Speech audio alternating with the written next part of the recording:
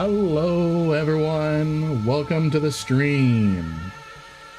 Welcome to the stream. We're going to be doing something a little different today. A little different. So I've got my Eve music going. What we are going to be doing today is we are going to be talking about Eve lore. Not something that's necessarily talked about a lot. And it's something that I really love talking about.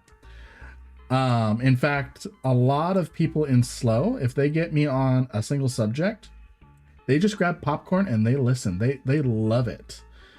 I don't know if that's ego talking about saying that they love it or anything, or that they genuinely do, but that is what we are going to be doing today. We're going to be talking about a lot of lore. Let me throw my links out, letting people know that I am streaming.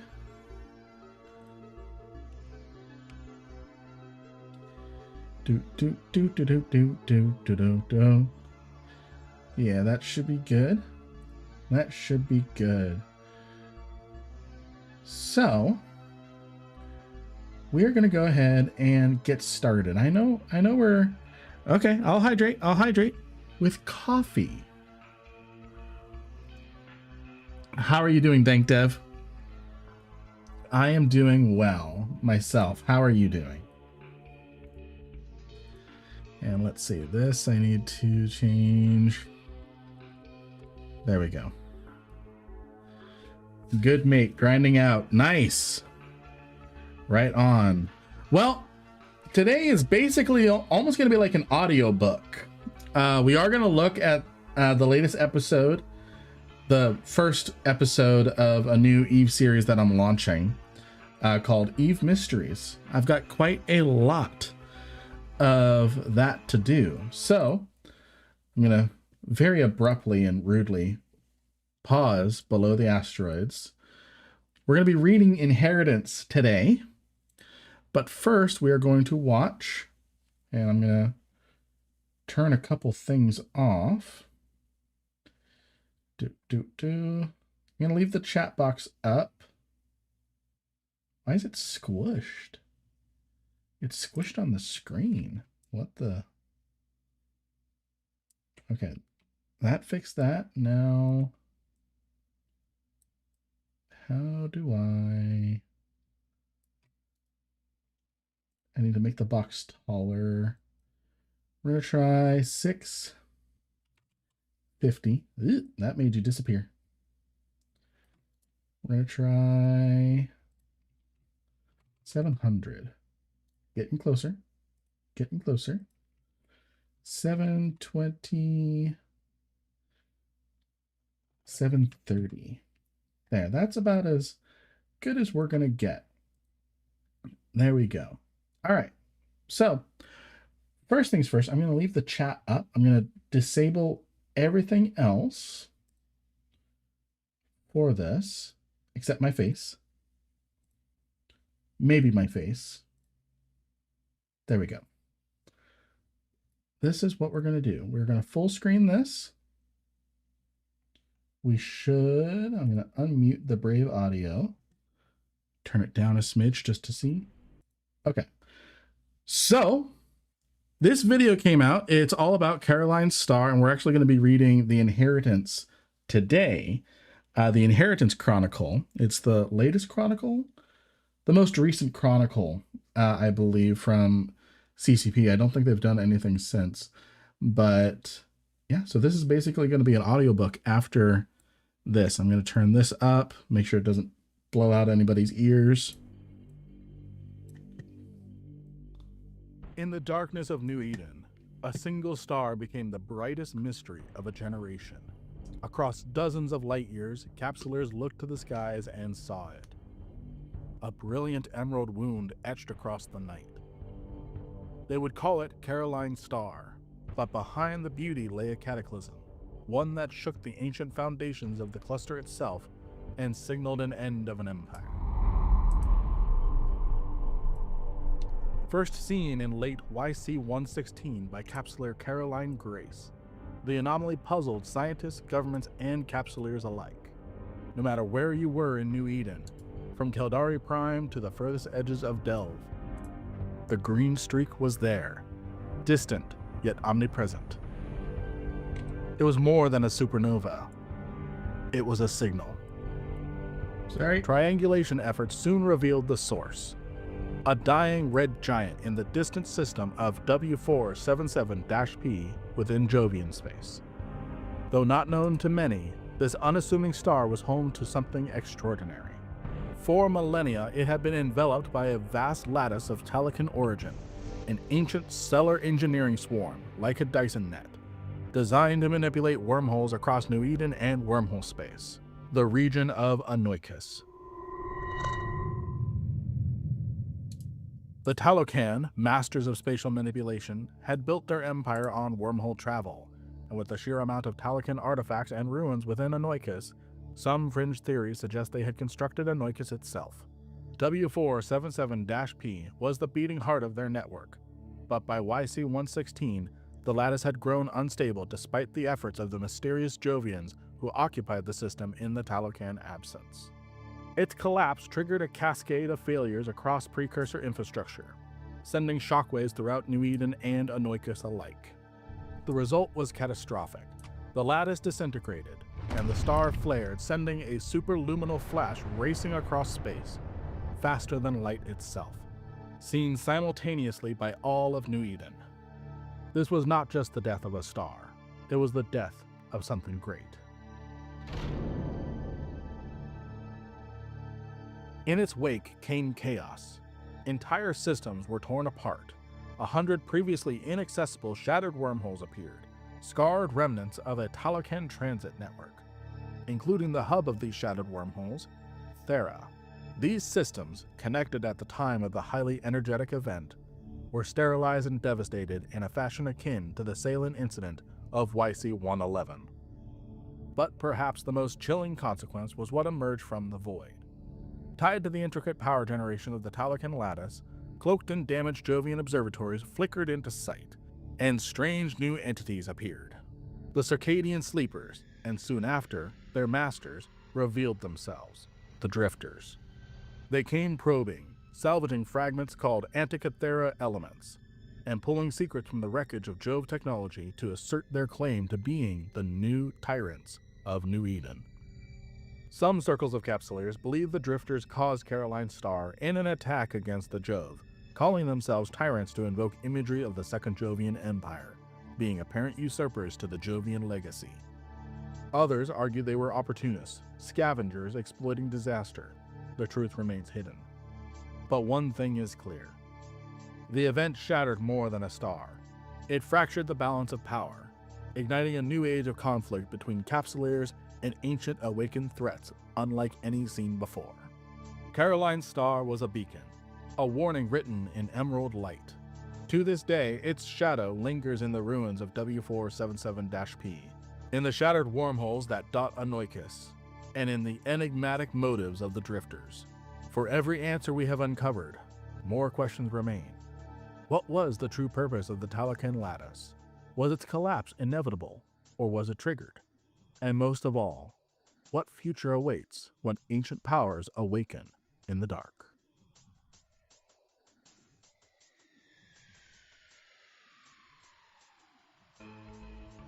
All right.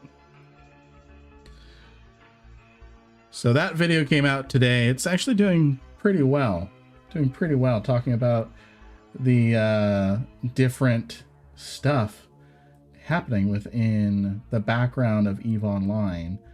And I went for that, like, gosh. Ow. I've got one of those self-heating mugs and still getting used to it. The bottom gets very hot. So yeah, I went with like the Ancient Aliens energetic type of vibe with the, I'm going to turn the overlays and all that fun stuff back on. There we go.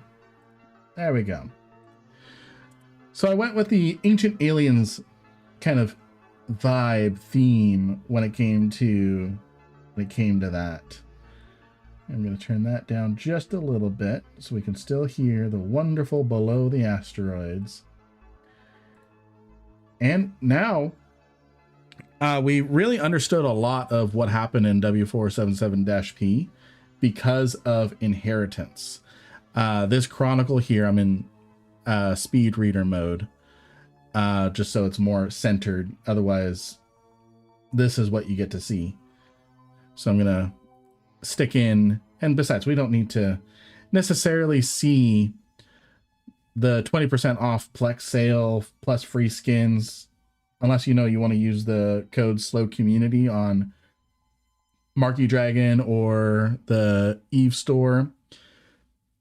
So what we're going to do, and by the way, I love lore. This is a sneak peek of a future video that I'm doing. I'm doing a iceberg video. So I'm working on this here. Working on that there. So what we are going to do, I'm going to turn reader mode, speed reader mode back on. And with wonderful Eve music playing, my wonderful voice that I hope, you guys are here, you're watching, so I hope you enjoy it. We are going to read The Inheritance, maybe a couple other chronicles, maybe a couple other unknown lore things. So we're going to go ahead and get started with Inheritance. This is a big one. So this takes place in YC 117.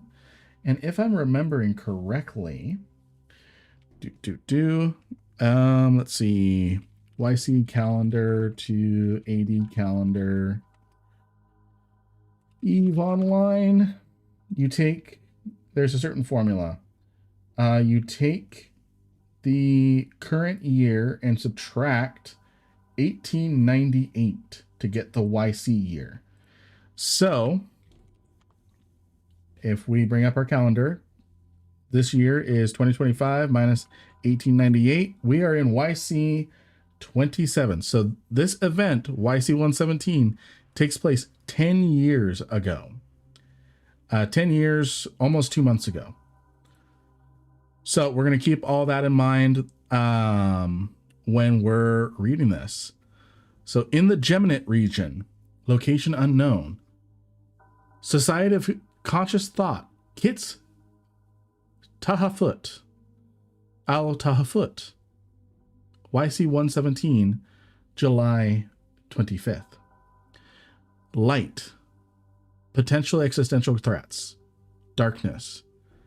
We have learned what we needed to learn. A fleeting moment of nightmare. Transmit all data. Sparks of blue and white against the mind's eye, then shocking wakefulness. Elder mentor Matish Reich opened his eyes. Reich? I'm going to go with Reich. Sounds cooler. Reich opened his eyes and coughed to life in the lukewarm, gelatinous embrace of his cloning pod. He lay there a moment, eyes closed once more, and breathed in and out, slowly and consciously. His mind calmed. He reached out with it and activated the release sequence of his cloning pod. So we're dealing with a capsuleer. As the pod's spinal connections disengaged, powerful drainage pumps drew away the mass of gel that had protected, nourished, and maintained his clone body. Pressure and gas compositions within the pod equalized within the resurrection chamber before the pod seals separated and the lid hinged up, out, and up. You guys are going to really figure out how much I stutter and how amazing of a job it is to say the same sentence 5 different times when I am recording something. The pod had already raised itself so that it was almost upright, angled back slightly so that Matshi easily lay back against the gel pack padding covering the inner surface. Matshi opened his eyes again and noted the presence of an attendant in the resurrection chamber. This was normal. The cloning pod's activation signal would have called a member of the kits to the chamber to assist the reborn Society of Conscious Thought fellow being decanted into a new clone. The figure waited in the dimness of the chamber,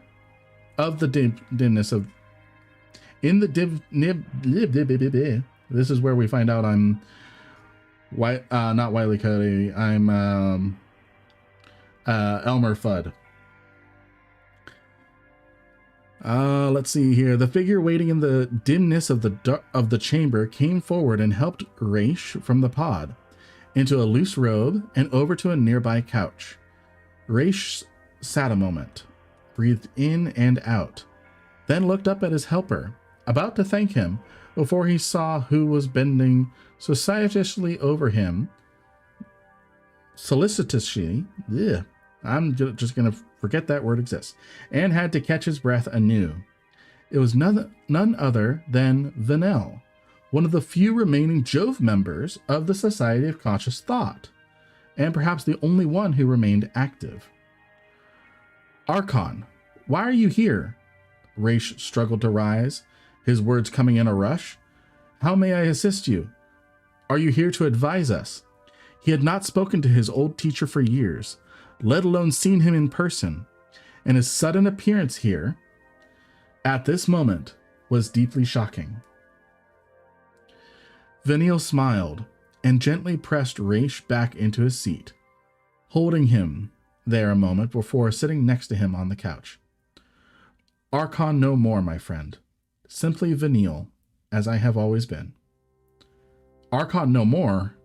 I do not understand. Raish's recent memories caught up with him, and he struggled once more to speak, his thoughts tumbling out. I must tell you, the Empress, there is a great threat. Yes, I am aware of the problem with the Amar Empress. To some extent, this is why I am here. But there are even larger issues to consider. Problem?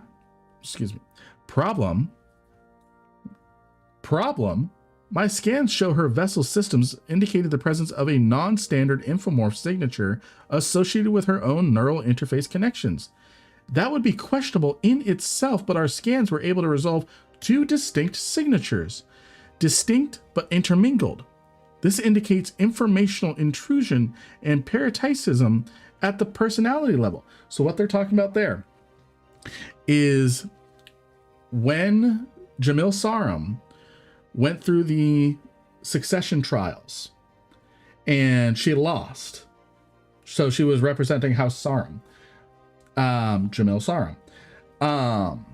When she lost the Ascension trials, it's basically a Marian version of the Hunger Games, except the winner gets to become Emperor or Empress, and the losers have to commit ritual suicide. She didn't want to die, so in secret, she became a capsuleer. Which was very much a bad thing for Amar royalty.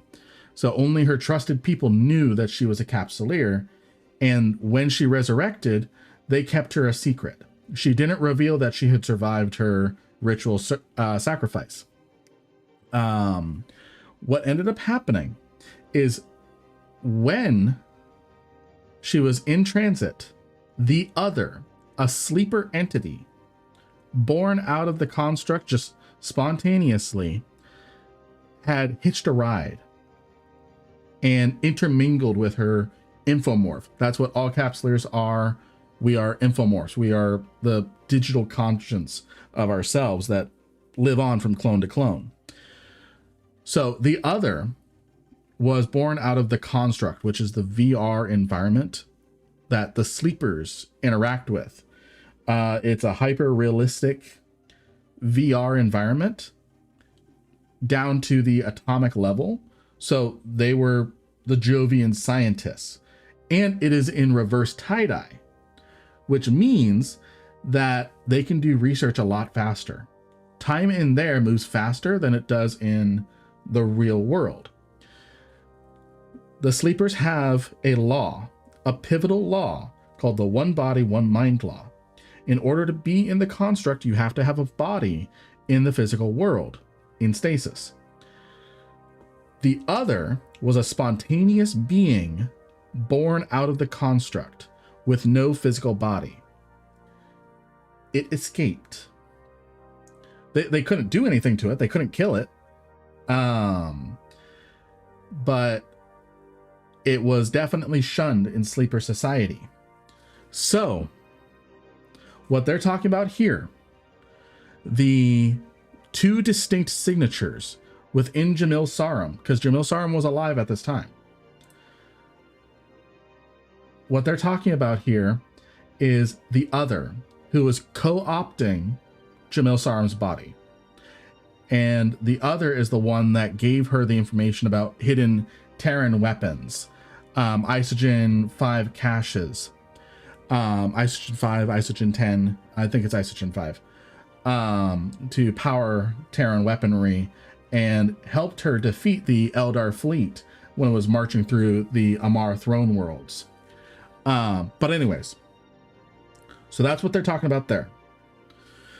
Vanille held up his hand and smiled again, a very deliberate gesture for a Jovian, but one that seemed to come easily to him. Yes, the Empress is compromised. This is becoming increasingly evident. Those with the means to make the necessary observations of her behavior are likely to suspect something is amiss. You yourself were driven to risk open action on the basis of the information available to you. Raish grimaced.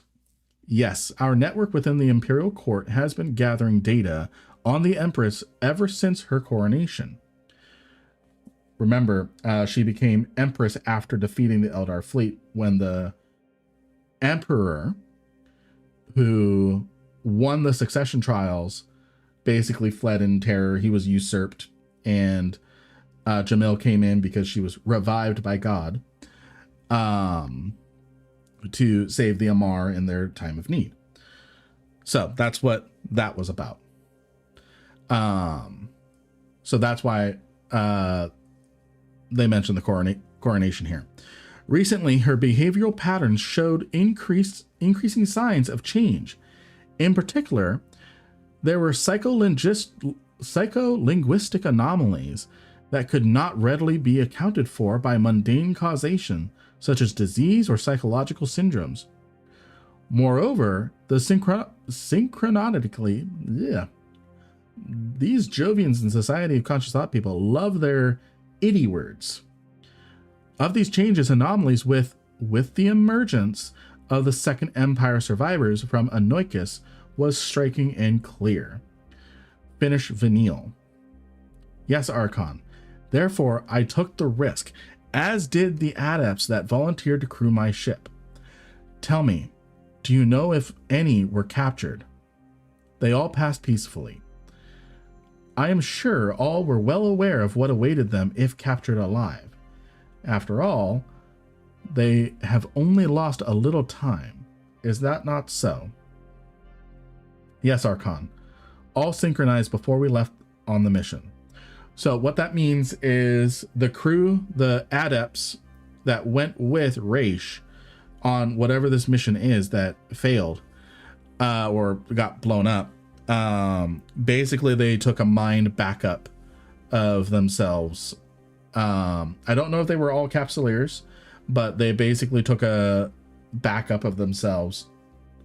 Kind of like what happened in Avatar 2, where the main antagonist left before he went into the final battle. He synchronized his brain or whatever to get put in a clone later. There we are then. And Matshi, please, I am just Vanille now. Many titles I have had. Archon, Pol Marcos, Prophet, Renegade, Demon. Vanille smiled again. Now I have none. This is the way of things. What we are is not a constant. What we do, and what we do changes according to the times. For you too, this has happened and will happen again. Raish nodded in understanding and thought a moment before continuing. It is sure that the Empress has been compromised by a sapient infomorph, likely artificial in nature. This calls for action to be taken. Vanille regarded his former student silently for a moment, then asked, "What action would you take?"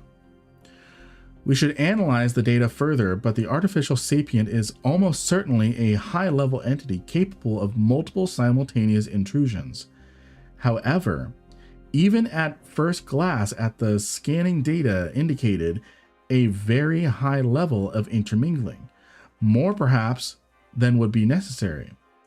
For some reason it is there, and the personalities must be bleeding into one another."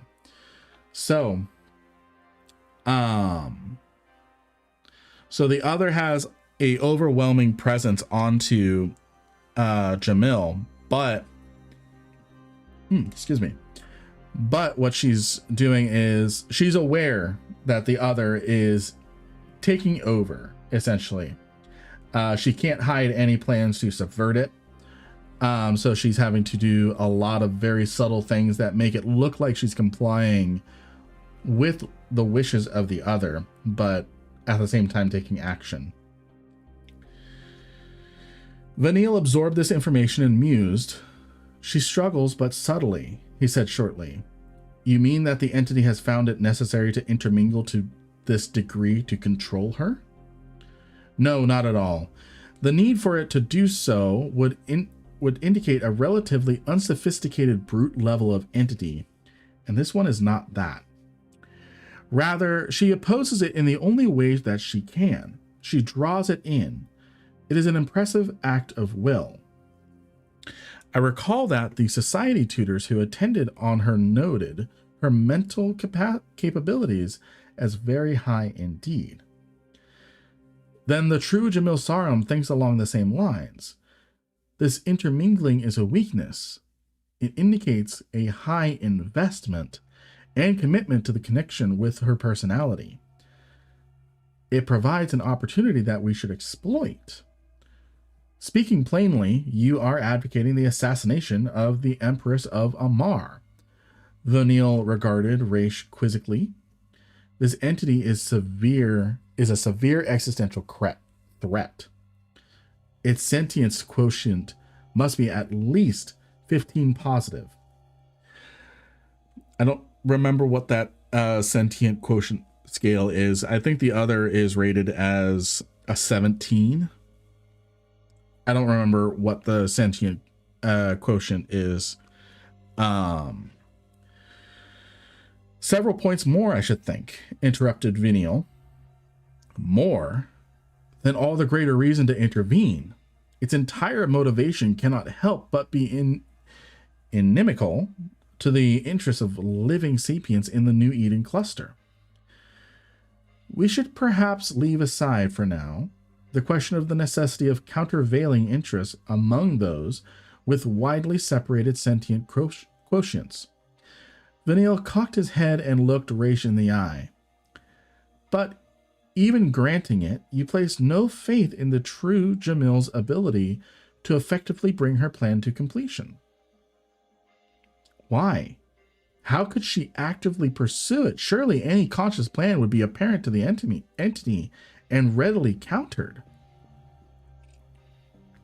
By the way, I've only really kind of skimmed the inheritance, so this is all kind of new to me.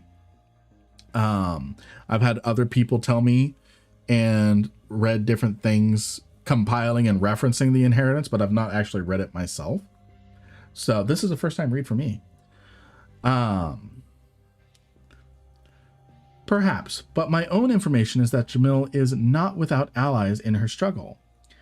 I would speculate that this particular entity is likely has a weakness in comprehending certain modes of thought fully, and therefore the behavior and uses of language arising from such thought.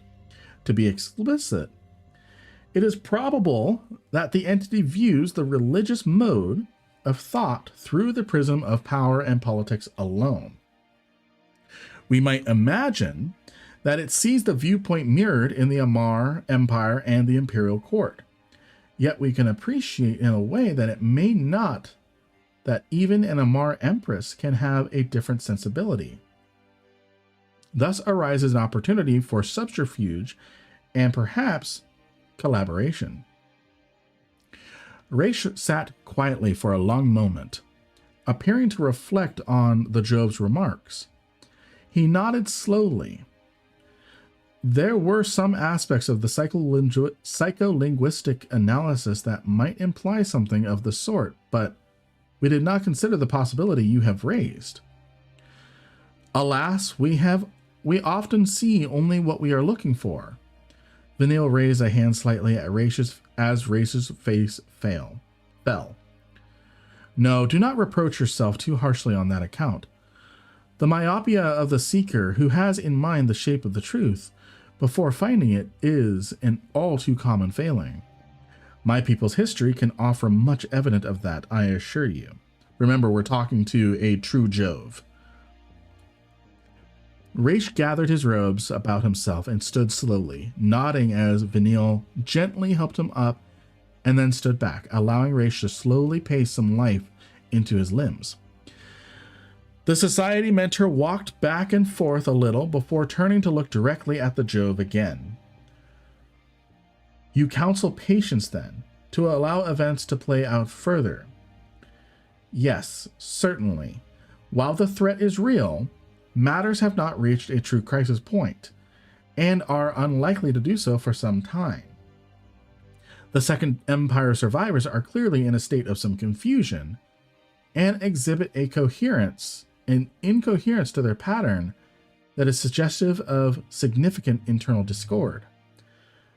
They keep mentioning the Second Empire survivors. This would not be particularly surprising when discussing the collective actions of formerly isolated Jove enclaves attempting to organize to common purpose in an unfamiliar environment.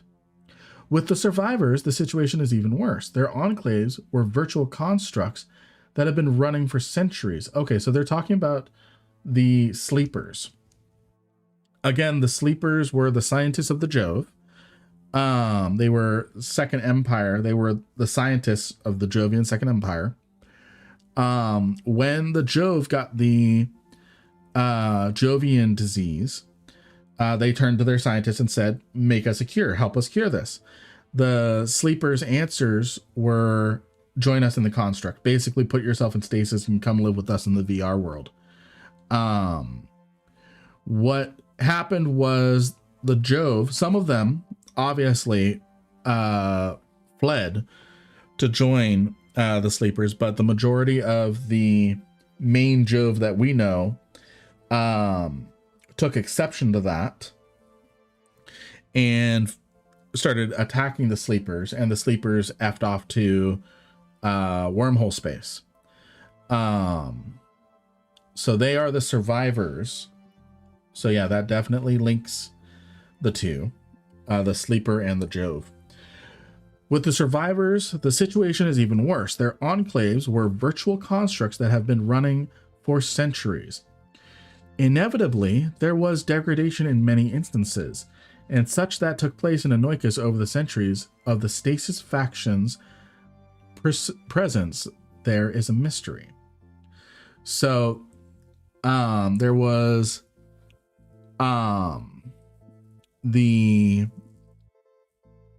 I'll keep going.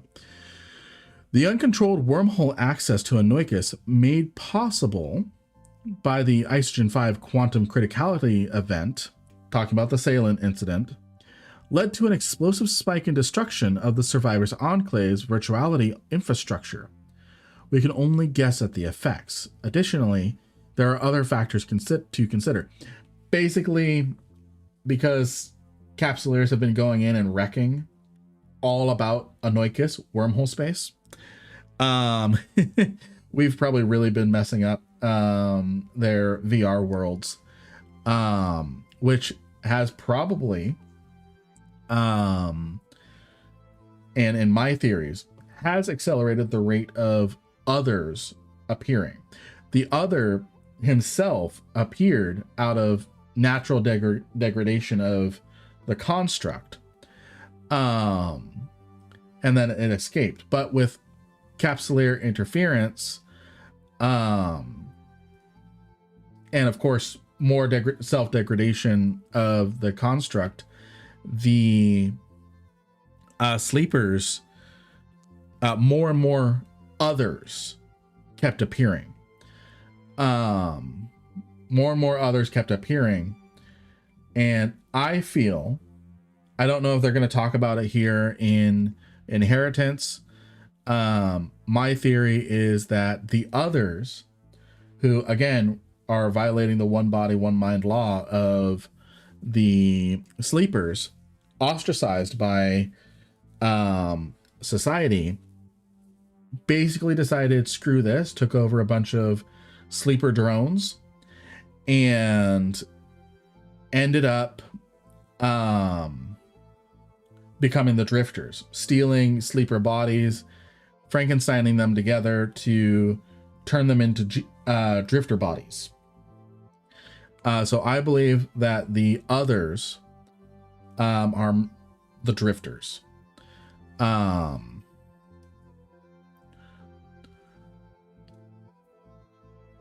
Additionally, there are other factors to consider. Other factors, Finial? Yes, but we must discuss those while in transit. We have spent much time in talk here, and there is a long way to travel. Travel? Where are we going? Veniel's mouth quirked into his very deliberate smile once more. Home. All right. So, UUA-4F region, Jove space. W477-P, Stellar Anomaly Investigation, circa 250 BYC. BYC, so that is before the ULI convention.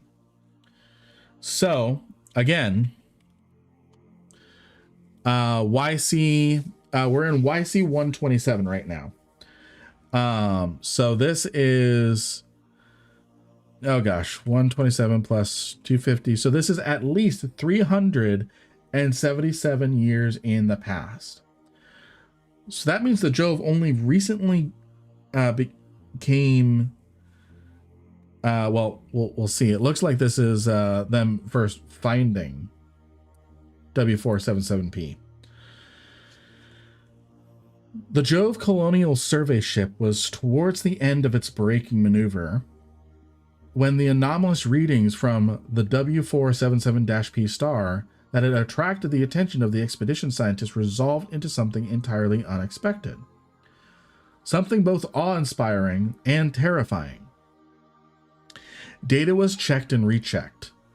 The ship continued on its brake to in-system cruising speeds as scientists, engineers, and specialists argued and attempted to falsify or confirm the readings, as their prejudices inclined them. Standing back from the debate, the expedition commander, a young but brilliant explorer named Aurea, knew that in the end only one thing would settle the question, and so made best speed for the vicinity of one of the largest objects apparently orbiting at the near edge of the habitable zone around the red giant. If they were there, they existed in great numbers, so Aurea just picked one and headed for one.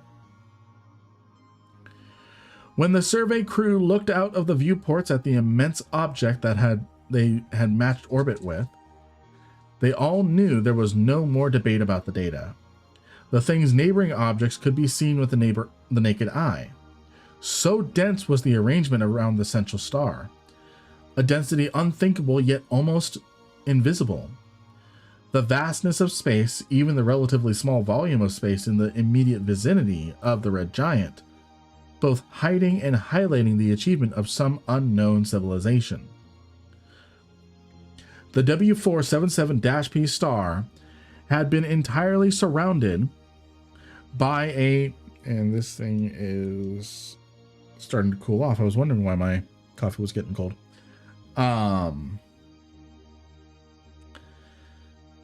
Had been entirely surrounded by a stellar engineering swarm. This fact was hardly a conceptual revelation. The idea had been around for a long time, At its core, it was an extrapolation at the scale of an entire civilization from the concept of loosely stringing energy collection stations around a star, basically a Dyson swarm. Even more extraordinary variations on the theme involve constructing solid spheres, Dyson spheres, around small stars, or even building multiple layers of such shells around the star to create artificial brains capable of simulating universes. All the stuff of fancy and speculation. All fancy except that the notion of a stellar swarm of very high density was at least conceivable as a project that could practically be achieved within the limits of known science, given enough time and material.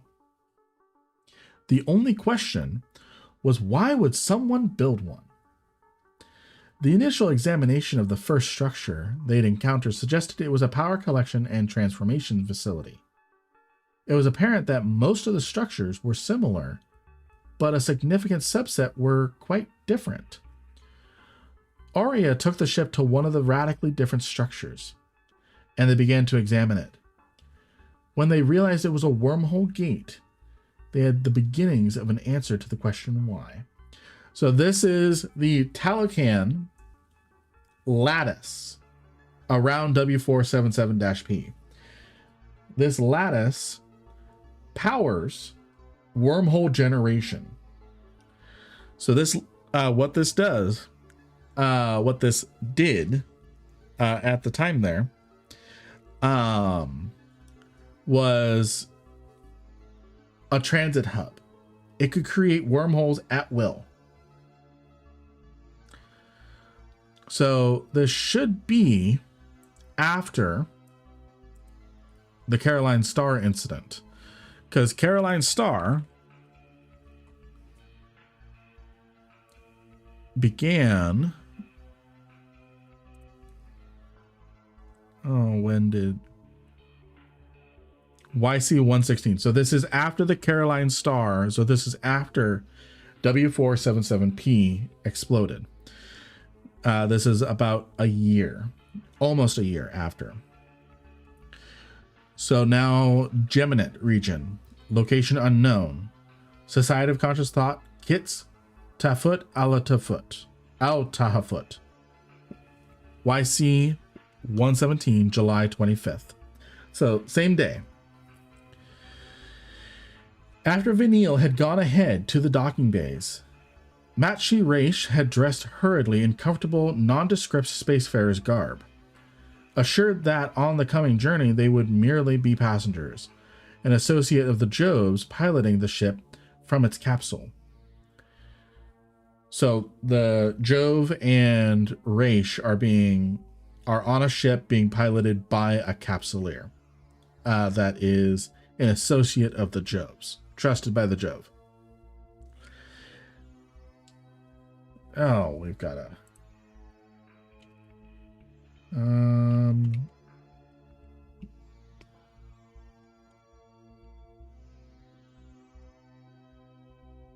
there we go. We don't need anyone selling viewbotters. The atmosphere, as he moved through the kits, was electric. All were aware of their visitor, and he had already been stopped in the corridors and told twice of the Jove cruiser moored in the docks.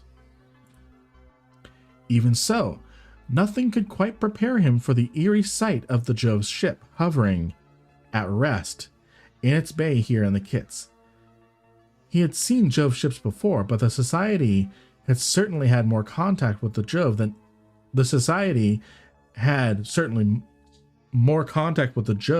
than any other organization in New Eden in the century and some years since the Yule Convention. I always called it Yuli. Yule Convention. An event that arguably represented the high point of Jovian engagement with the other nations of the cluster. Certainly, it had set the pattern for New Eden's astropolitics for the century before the emergence of the new breed of independent capsuleers. So the Yule Convention was the formation of Concord. It was either the start of all five empires coming together, all four empires and the Jove coming together to fight Sancha's nation, or it was them coming together to form Concord after uniting and having victory over Sancha's nation.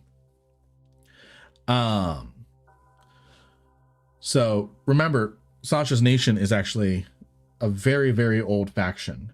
Very, very old faction. We'll get into that. Maybe another stream. As he gazed at the Jove cruiser, something tugged at Raish's memory. A connection he couldn't quite place. Oh, so the cruiser is being flown by a Jove, not a Capsuleer, probably. The broad strokes of the ship's design were familiar enough to him, but there were many small differences with the Jove vessels he had encountered in the lines of this ship. Subtle indications of wear and a certain patina to its slightly iridescent skin combined with the differences he'd noticed to convince him that this was a relatively old ship. A notion as to its identity began to creep into his mind. At that moment, Vanille approached him and noticed his intense regard for the ship. "You recognize her then, Matshi?" Raish turned to the Jove, certainty flowing from Vanille's words into his mind. "It's the Yule, isn't it?" "Yes, indeed." So this is the ship. I'm guessing that, it served as the venue. It was called the Yule Convention. So Yulai is the system. Let me just verify that.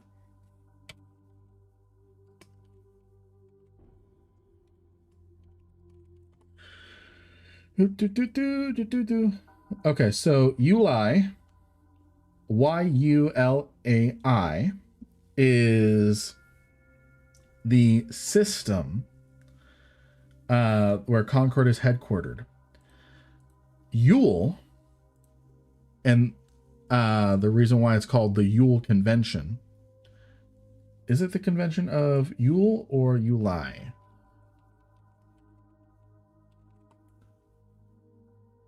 Okay, so it was called the Yulai Convention because it was held in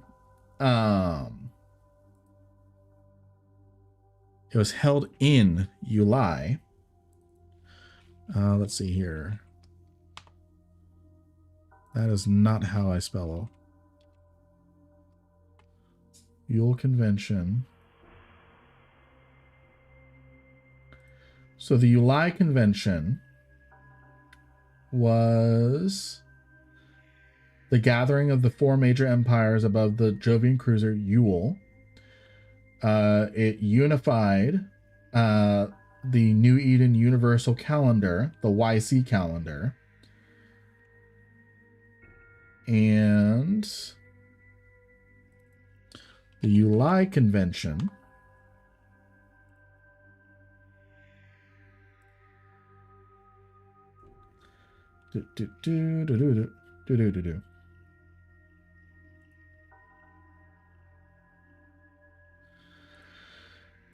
The Yulai Convention is the foundation of Concord.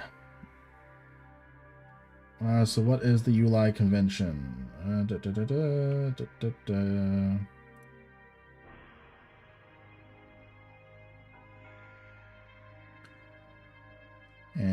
I think that's a dead Google link.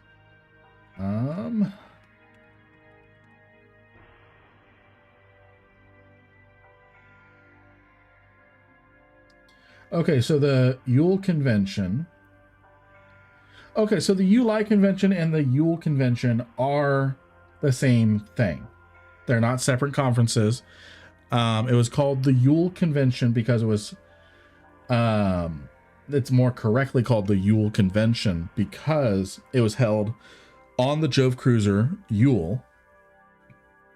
But it's also called the Yulai Convention because that conference was held in the solar system of Yulai. Yulai, So it laid the foundation for Concord.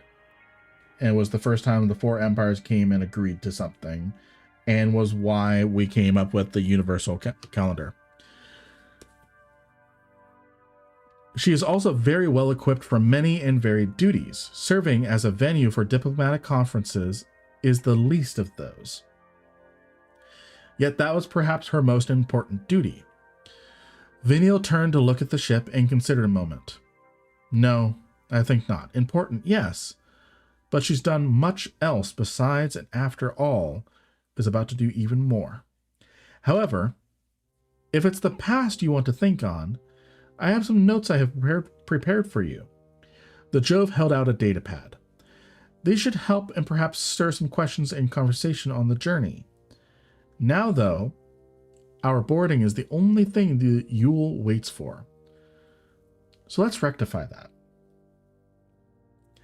Later, after settling in his cabin, Raish took a moment to read through Veniel's notes, and was not long before he was seeking the Jove out again. He found Veniel sitting in the forward gallery, watching space slide by as the ship warped towards some point far beyond the outer system. So it doesn't look like they're going towards a gate. Or maybe they are. Aura found a stellar engineering swarm orbiting the W477-P star. Aurea, the renegade? Veniel did not look up. Yes, Aurea led the expedition that discovered the W477-P orbital lattice. Aurea, the finest commander I have ever known. Aurea, who was certainly a braver man than I. Aurea, who was my friend and my brother. Veniel turned the force of his gaze on Raish, and the latter reconciled from the black pools that stared out at him from the Jove's disturbingly symmetrical face. Yes, Aurea, who fell to the curse of our people, as we all will.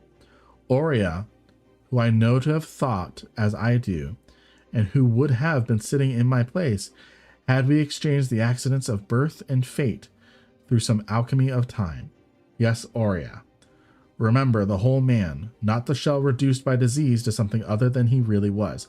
So it looks like he was turned mad because of the Jovian disease, Aurea.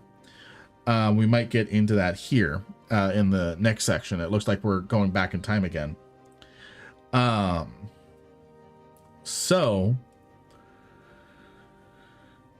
Okay. So we're back in W477P. 200 were, gosh, calculator. 127 plus 200. So we're 327 years in the past now. It had been the effort of decades to explore, analyze, and decipher the basic workings of the W477-P star's orbital lattice. So it's been 50 years since they discovered it. Much concerning its automation. So they must be exploring the UUA region right now, turning it into one of the Jovian places to live. Because the Jove had two regions. If we load up .land. So the Jove had two regions. They had A8 21-A and J7HZ Z. I don't think W4 is in A8. I think it's here in J7. W4. Okay, .land does not like Control F. It's on here somewhere. I'm gonna do the smart thing.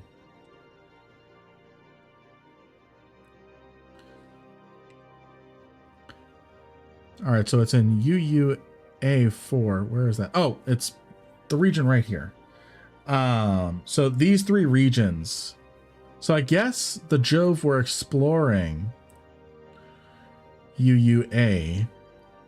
It's also the only region with connected stargates still. So we've got W477P here. And then we've got the other two regions that the Jove controlled. So they must have been living in these systems and they were exploring UUA. If we go to...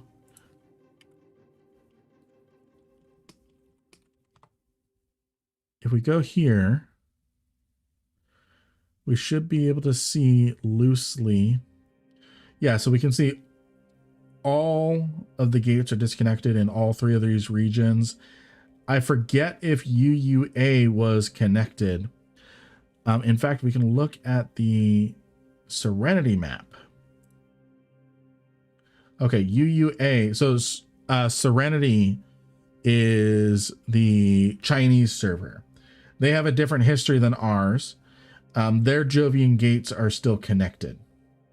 So UUA also had stargates. All right, back here. Let's see. Much concerning its automation and operation remained in the realm of conjecture. A distributed intelligence of some kind seemed to be dedicated to maintaining the relative stellar orbits of the thousands upon thousands of structures. So there was some sort of AI governing all of this. However, efforts to communicate with the intelligence system had not gone beyond listening in on a flood of celestial positioning data, orbital dynamic calculations. Let's see here. Okay.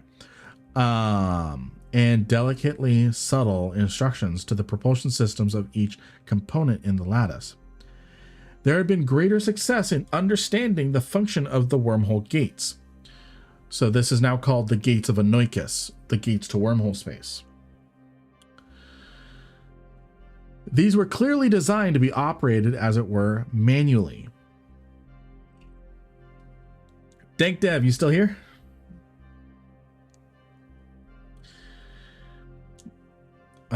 Certainly, it was only possible to operate the gates with the assistance of formidably powerful and dedicated... All right, cool. You enjoying this at all? Make it sure. Feel free to ask questions, unless you're just really enjoying the audiobook and side commentary.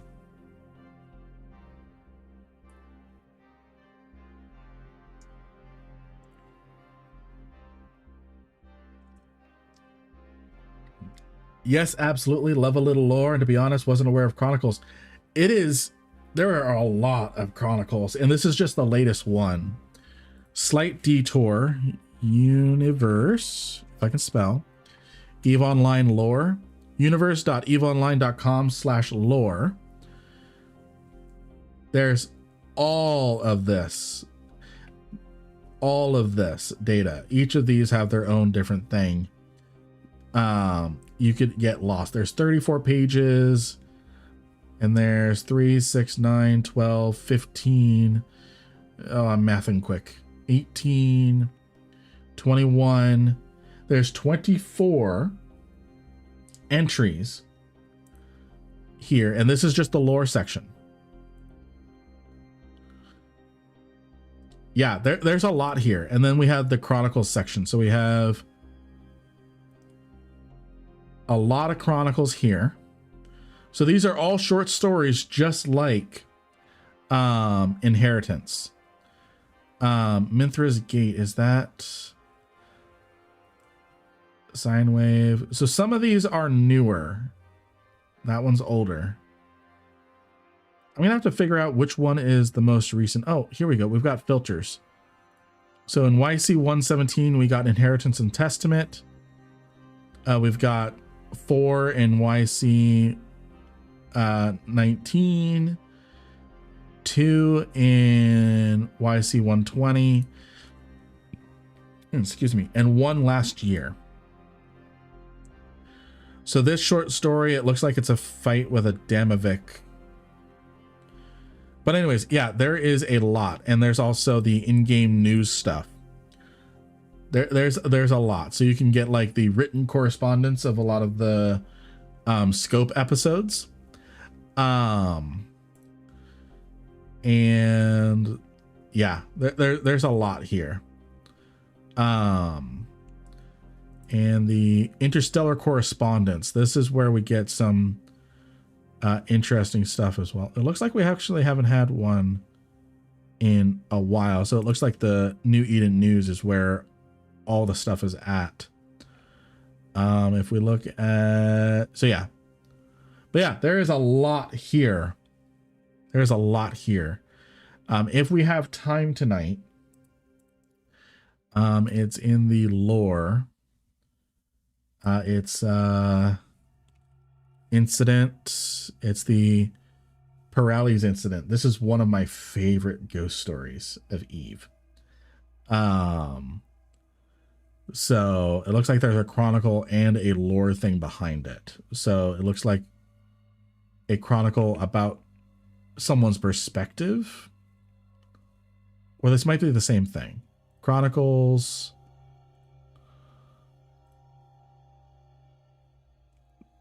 Okay, so they have different things, but yeah, the Paraly's incident is one of my favorite ghost stories of Eve. So anyways, we're going to continue. So there had been greater success in understanding they were manual. Certainly, it was only possible to operate the gates with the assistance of a formidably powerful and dedicated computer systems.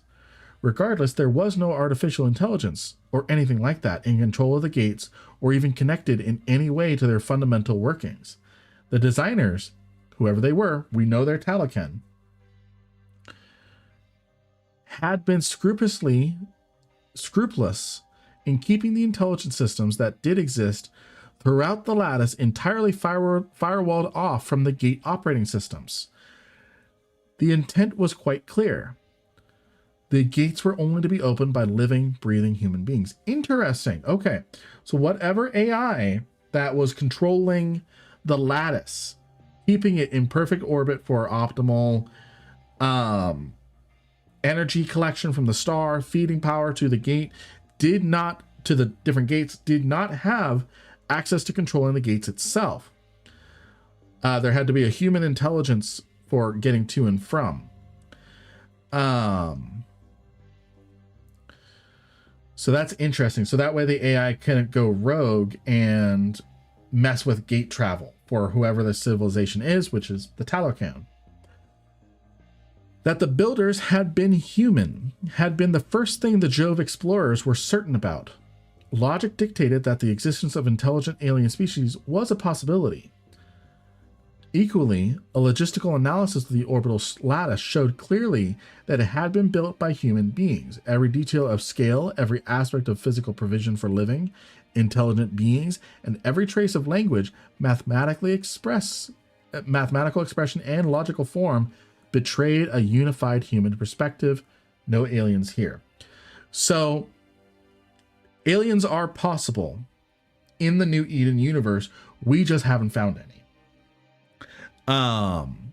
No idea if there's ever going to be any aliens, like true aliens, and what that would look like. The Drifters are not aliens. The Triglavians are not aliens. The Talocan, the Yan Young, they are all different humans that came through the Eve Gate. As far as we know, there has been no alien life here in the New Eden cluster. No advanced alien life. We have alien life, just not sentient life. Like we have Fedos, Fedo. In fact, I've got a little plush Fedo from the 20th anniversary box. So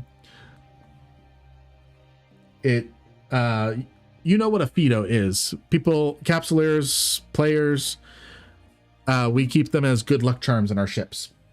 They don't look like that. That is a lot cuddly. In a new tab, I'm going to be very careful how I type this.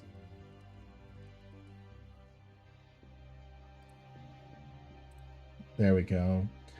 This is what a actual Fido looks like. So it's basically just got a mouth for a belly. This is what people keep in their ships as good luck charms. Yeah.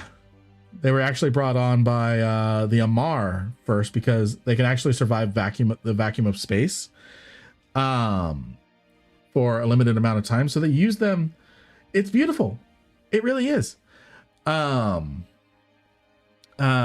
cuddly.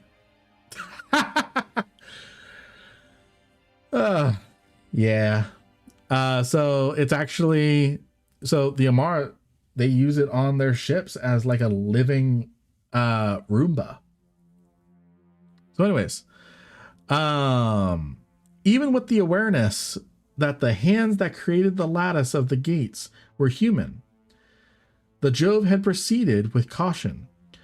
Who but a human, whatever clade may be, knows better the danger of other humans? Keep in mind the Jove, when they awoke from their stasis in Curse, the other empires, the other races of humans that came through the New Eden Gate had already gone extinct. They woke up about 2,000 years after the Eve Gate collapse. The Jove were the least technological of all the races that came through the New Eden Gate, through the Eve Gate. The Talocan, not the Takmal, maybe the Takmal. The Takmal are the ancient ancestors of the Amar. The Yan Young, there's another that I'm missing. Those three were way more advanced. They lay down gate networks. They had warp drives. They could just warp to another solar system and set up a gate there. That's how they spread throughout New Eden so quickly. The Jove were the least technological. They relied on nothing. While the other empires, I'm going to call them empires. While the other empires, races, they relied on the supply chain coming from Earth to help settle New Eden. The Jove, they had nothing going for them in the Milky Way. So the 12 enclaves, 13 conclaves of Jove packed up all their stuff and moved everything into New Eden. Now, they did not have powerful warp drives. They did not have powerful technology. They were very rudimentary. They threw themselves in cryostasis, pointed their ships at the Curse region, and went off. And while they were asleep, the Eve Gate collapsed, and the colonization effort failed. Failed in that it collapsed and went into the Dark Ages. So the Jove, the entire time after the First Empire, the Second Empire, this is definitely after the Second Empire and the Dark Age of the Jove. The Second Empire fell and started the Dark Age because there was a civil war that happened at the end. So basically they're rediscovering what's going on inside of New Eden. They're seeing the Amar, the Mimitar, Keldari, Galente kind of rise up as primitive cultures, rediscovering space travel, and all that. For all their caution, inevitably the day arrived when Jove explorers activated one of the wormhole gates and piloted a ship through to the unknown worlds beyond. By this time, many probes had survived and returned through wormhole gates held open at the W477-P end. Curiosity now demanded an exploration in person. Commander Aurea had made the case that the initial exploration need only risk a small crew, himself and one other. This was assented to by the now enlarged W477-P Expedition Council, and Aurea selected a pilot engineer, even younger than he, as his partner. This man's name was Vanille. Again, we're dealing with Jove. They're all Capsuleers. They are immortal. So Vanille being 300 plus years old, Aurea being older than him, not surprising. So back in the present of this chronicle, Geminate region, location unknown, Jove cruiser Yule, YC-117, same day. Raish stood back at the intensity of emotion radiating from Vanille, even as the Jove amongst almost chanted his encomium to a fallen comrade. Archon, forgive me. I did not mean to. Peace now, Machi, and remember, I am just Vanille now. The Jove's voice was now pitched soft and calm. I know you have spent more time around Jove than most must find it strange to witness one of us wax so emotionally. So it looks like he was caught crying or something, or just deeply emotional, probably about Aurea. If you will forgive me, Vanille, among the Jove I have known, you have always seemed the most, Raish search for a word, human, smiled Vanille. Excuse me. Now, I jest with you a little. Yes, it's true. My long experience operating among the other peoples of the cluster have given me a wider perspective than many of my fellows, and certainly a greater range of ready expression than most. Yet, it is a great error to think of us bloodless and cold. Vanille paused and indicated that Raish should sit. Let us leave aside my old comrade's final years. The important thing to know is that together we have made discoveries that shook the Jovian Directorate to its core. So the Jovian Directorate was what was founded after the Second Empire fell. Consider, Aurea's expedition had happened upon the most extraordinary feat of stellar engineering we could imagine possible, and found that it had been achieved by some unknown group of human beings. What was our natural conclusion? Machi Raish reflected on what he knew, Vanille's notes and recent discussions. You would assume the structure had been built by one of the preceding Jove empires, most likely the Jove Empire. Correct. The first Jove Empire was our best guess at first. There was evidence that made sense of this theory. The orbital lattice appeared to be approximately 6,000 years old, perhaps older still. That matched the period of the First Empire and predated its fall by at least 2,000 years. Quite conceivably, the First Empire, with technology we have simply forgotten, could create a stellar scale megastructure of this kind. But this ignored a problem. We have lost much concerning the First Empire, but we certainly know they were Jove, and what little survives indicates a civilization that was distinctly Jove in ways we would recognize. There was nothing of that kind to be found on any structure in W477-P we cared to examine. That bearing in mind that there was an absolute plethora of cultural material, language, modes of expression, and all manner of evidence as to the special aspects of the human culture that built the orbital lattice. Basically, they proved that with all the evidence that they have of the First Empire, this group that built the orbital lattice had a completely different mindset and way of doing things. So they knew that it was around the same time as the First Empire. Again, the First Empire was in the Curse region at this time. They hadn't done the migration to the current Jove regions of today. But they don't know fully, even the Jove don't know fully what the influence of the First Empire really was, and how far their territory grew beyond the Curse region.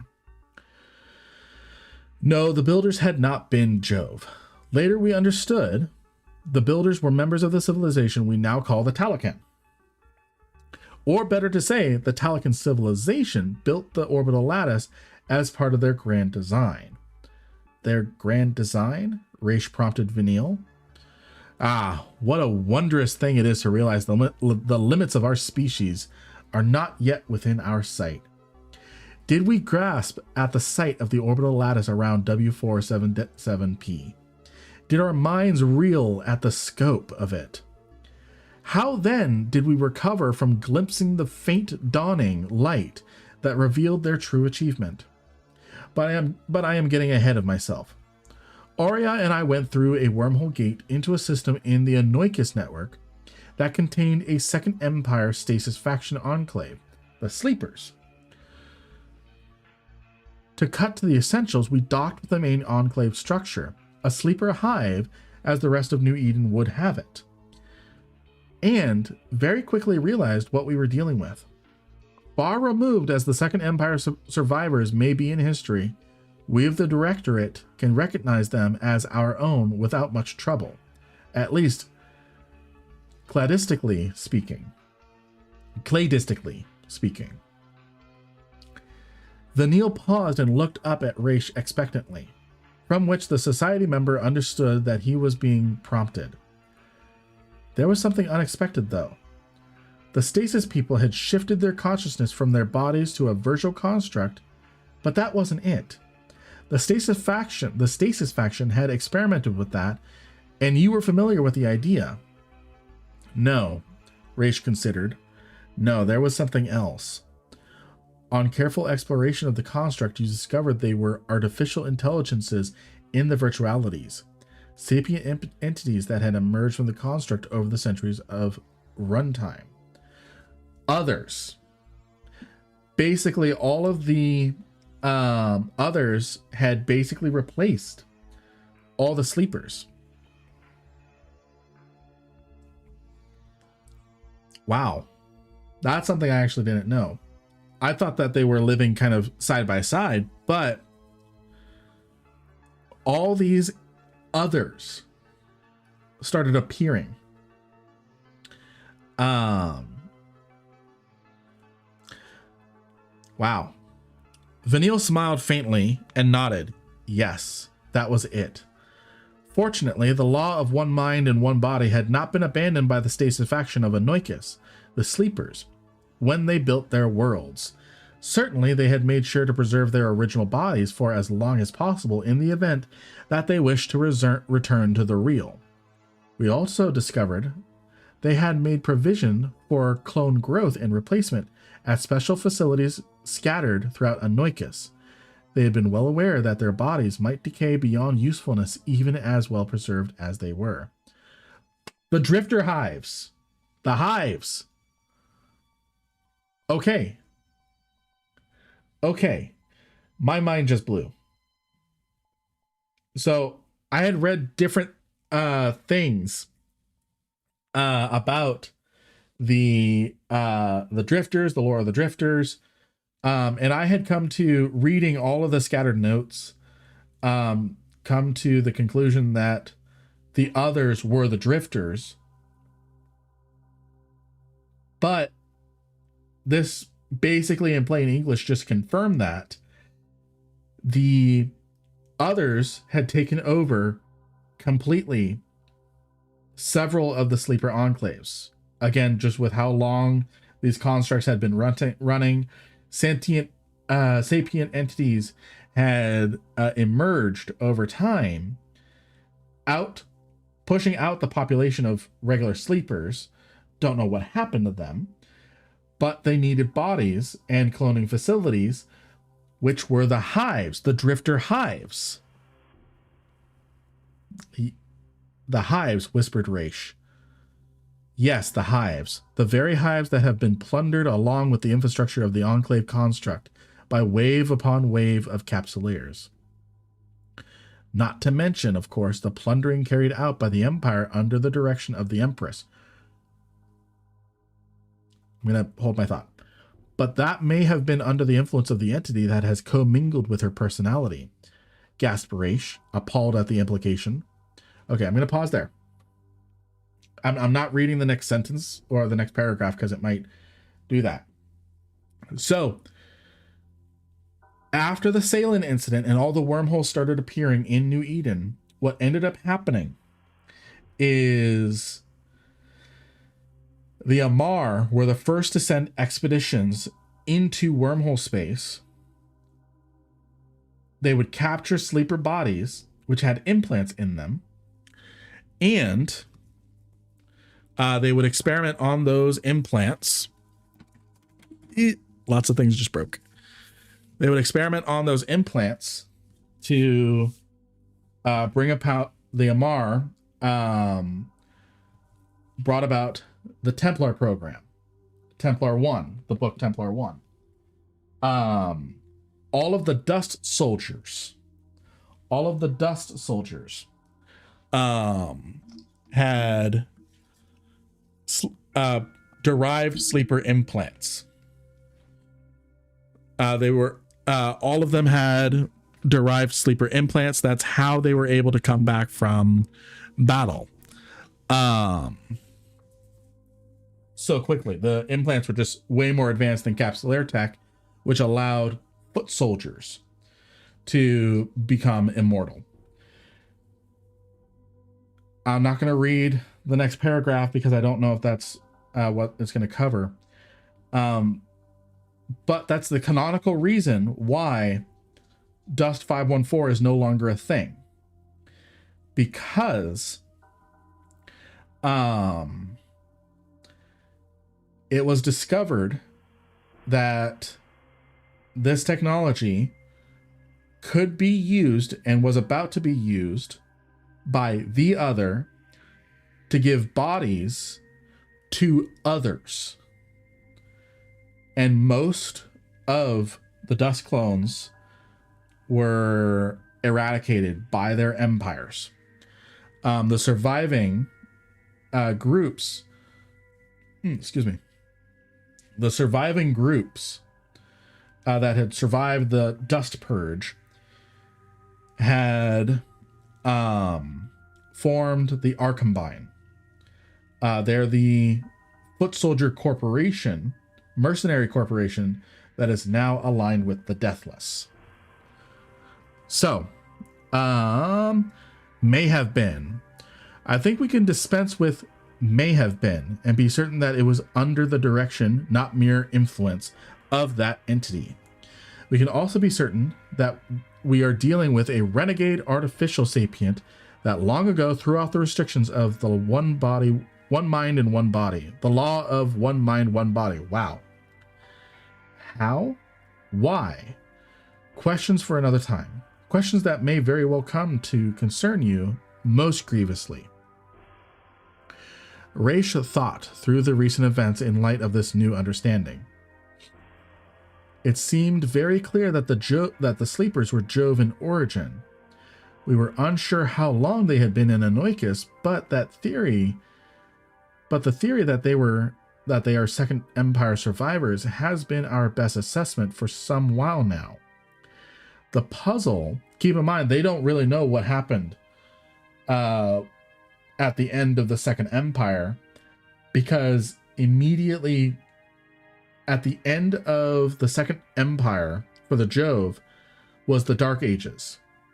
They basically had to start over from scratch, technologically speaking, again. They lost all their history. And most Jove who survived it are so lamented that they refuse to recount the events of the Second Empire.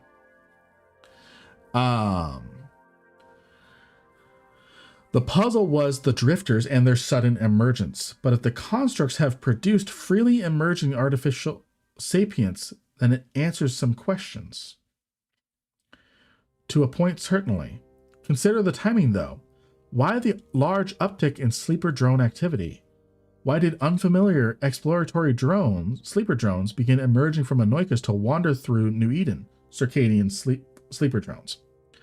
Why did those called the drifters emerge also? Why did they begin their curious plundering of the Jovian Directorate's old observatories?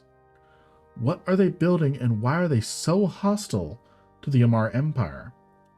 So many questions. Vanille smiled at his former student once more and extraordinarily winked. So,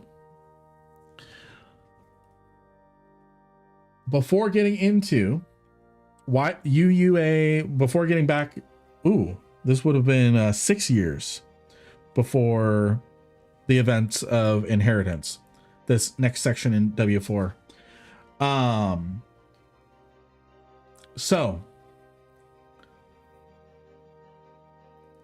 Let me see here. Let me check something.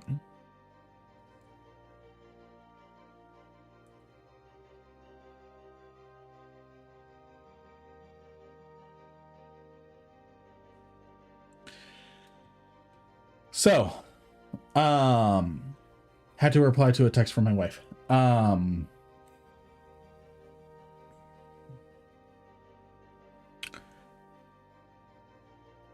So why were the Drifters so hostile to the Amar Empire? Why did they plunder and attack them the most during the Drifter crisis 10 years ago? When the Drifters were first coming in, they mostly focused all of their attacks on the Amar because Jamil Sarum was still alive and was still co-opting the presence of the Other. So whatever happened, whatever's going on with the Other and the Others, now the Drifters, so I'm going to refer to the Drifters now, something happened. Even though the Other was working to get the Drifters' bodies through the dust clones, if that was the motive, it's the only thing that really makes sense. You need bodies, the sleeper implants that make them compatible with infomorphs more rapidly, at least at a basic level.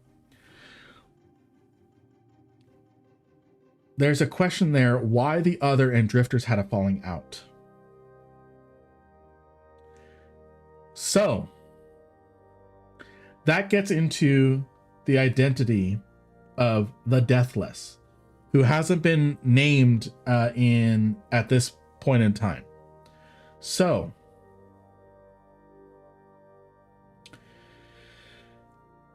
they were attacking the Amar Empire primarily because it was headed by Jamil Sarum, who had the entity, the Other, co-opting her consciousness. So, and again, just like my video said, they named themselves the Tyrants. The Drifters call themselves Tyrants because that is what the leaders of the Second Empire called themselves. That was a title. The Tyrants were the ones that, after the fall of the First Empire, and all the Jovian enclaves were separated into their own distinct clans, co-fighting each other, the first Tyrant rose and forcibly united them all. You either join, or I'm going to blow you up enough that you are forced to join. So that was the Tyrant Empire. So they are invoking the image of the Second Jovian Empire. And they're using Second Empire technology because the Hives are creating Second Empire era clones and drifters, ships. So moving on, and feel free, DankDev, to ask questions along the way. This is all starting to click for me now. So we are back in W477P. It's now the Jovian Directorate Monitoring Net. So this is 6 years before the events of Raish and Vanille going home, wherever that is, and 5 years before the events of Caroline Starr.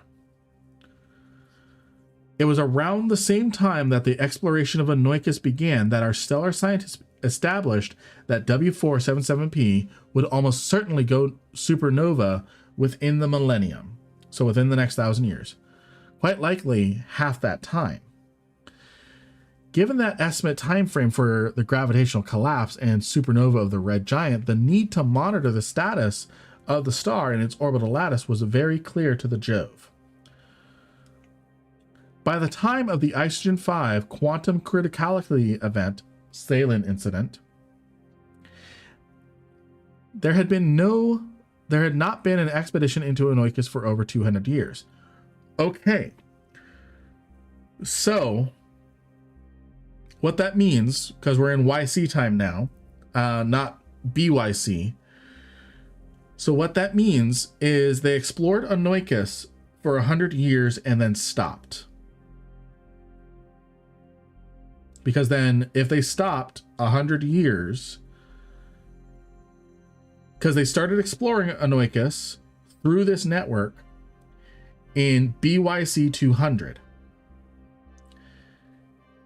We are now in YC 111.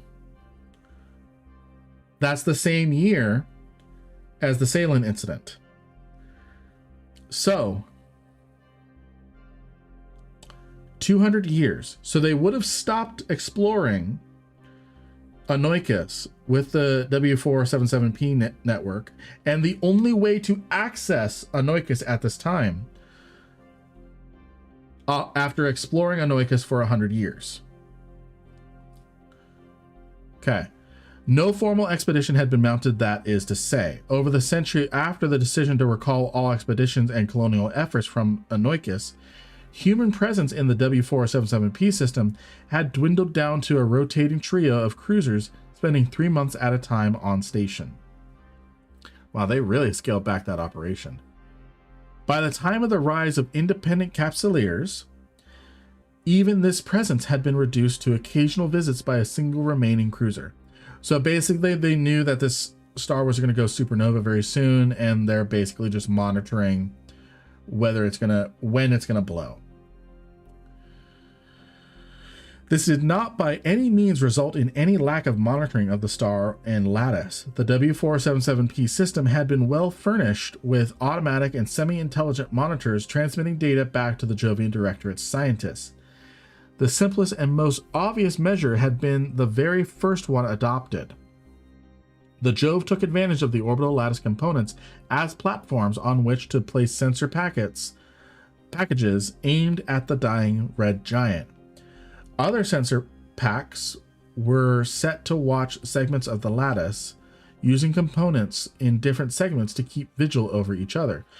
So they were monitoring the star for supernovas, for when it was going to supernova, and they're watching the lattice to see if it destabilizes. Time and a habit of being comprehensive about such things led to later efforts such as the construct of a dedicated statite net over and around the lattice itself. By comparison with the vast stellar engine it monitored, the statite net was like the most rarefied outer layer of hydrogen atoms surrounding a majestic gas giant. So basically they basically put the lattice's equivalent of a drop of water in an ocean to keep the thing together, or to monitor. Let's see. After all, the statites didn't need to be large didn't need to be too large. Blah, blah, blah, blah. And there didn't need to be that many of them. The great benefit it provided was that of a low energy, low maintenance means of independently monitoring the star and the stellar swarm surrounding it. As was statistically most probable, when the Isogen 5 event happened, the visiting Jove cruiser was not in W477P. The only witnesses to what took place there that day were machines, but at least on this occasion, most survived. Okay, so the Salin incident also affected W477P. Makes sense because it was a center for wormhole activity. It was the only controlled network of wormhole access. Hey, Joseph, thank you for the follow. Thank you for the follow. We're talking about Eve lore today. We're reading the Chronicle Inheritance, which talks about W477-P. So I'm actually going to drop a link in the Twitch chat if people want to read along, especially since we're coming up on our ad break.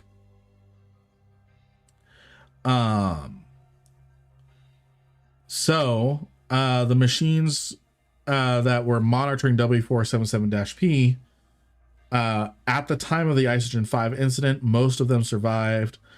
The component events of that day across New Eden are well known, not least the vast tragedy that was the Salin incident. So the Salin incident is when an Isogen 5 quantumly entangled cache of Isogen 5 was destroyed, detonated, whatever happened, and it was quantumly linked to a bunch of other Isogen 5 hidden caches throughout New Eden.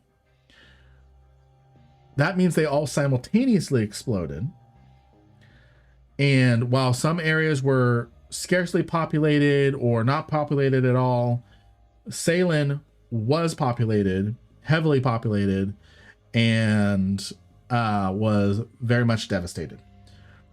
But it became known as the Salin incident just because it had the largest death count. The last consequences of the Isogen 5 incident itself are the uncontrolled breaches into Anoikis that allowed Capsuleers to descend like a swarm of devouring insects onto the sleeping enclaves. This could have been avoided, but the truth of the matter is that there was a miscalculation. Ultimately, that miscalculation will amount to little more than a question of timing, but what is more of the essence of remaining in control of our destiny to the extent that we can than timing. So, we've already established at this time that most of the sleeper hives were not sleeper hives. Most of the sleeper enclaves were replaced with others, with artificial beings, or had a large number of them at least, rather than Second Empire survivors. So whatever happened when Capsuleers started getting involved in farming sleeper enclaves likely changed how the others viewed Capsuleers. In any case, the sum picture presented by our monitors in W477P was clear enough, if catastrophic in its import. Some 50-odd gates scattered around the lattice suddenly exploded. That is, they exploded linearly, directing vast amounts of energy into the star in a flash before burning completely out. Another 27 gate structures and many more power facilities were totally destroyed in the next instant by an asymmetric stellar mass ejection that simply punched a hole in the orbital lattice like a leviathan fish bursting through a fisherman's net. Presumably, this was caused by pressure effects from the sudden injection of energy. Many more structures, gates, and power stations surrounding the hole were wrecked, knocked out of orbital alignment or destabilized. In the weeks and months that followed, many of the structures shut down, suffered irrevocable orbital decay, or spun out of orbit. Others just exploded. Eventually, the situation stabilized, but the lattice was gravely damaged, and the distributed intelligence was only just keeping positioning under control. Worse was the increased instability of the star itself. Certainly, by some stroke of fortune, the chain reaction that could so easily have carried on there and then had been avoided. But once again, this was just a postponement of the inevitable.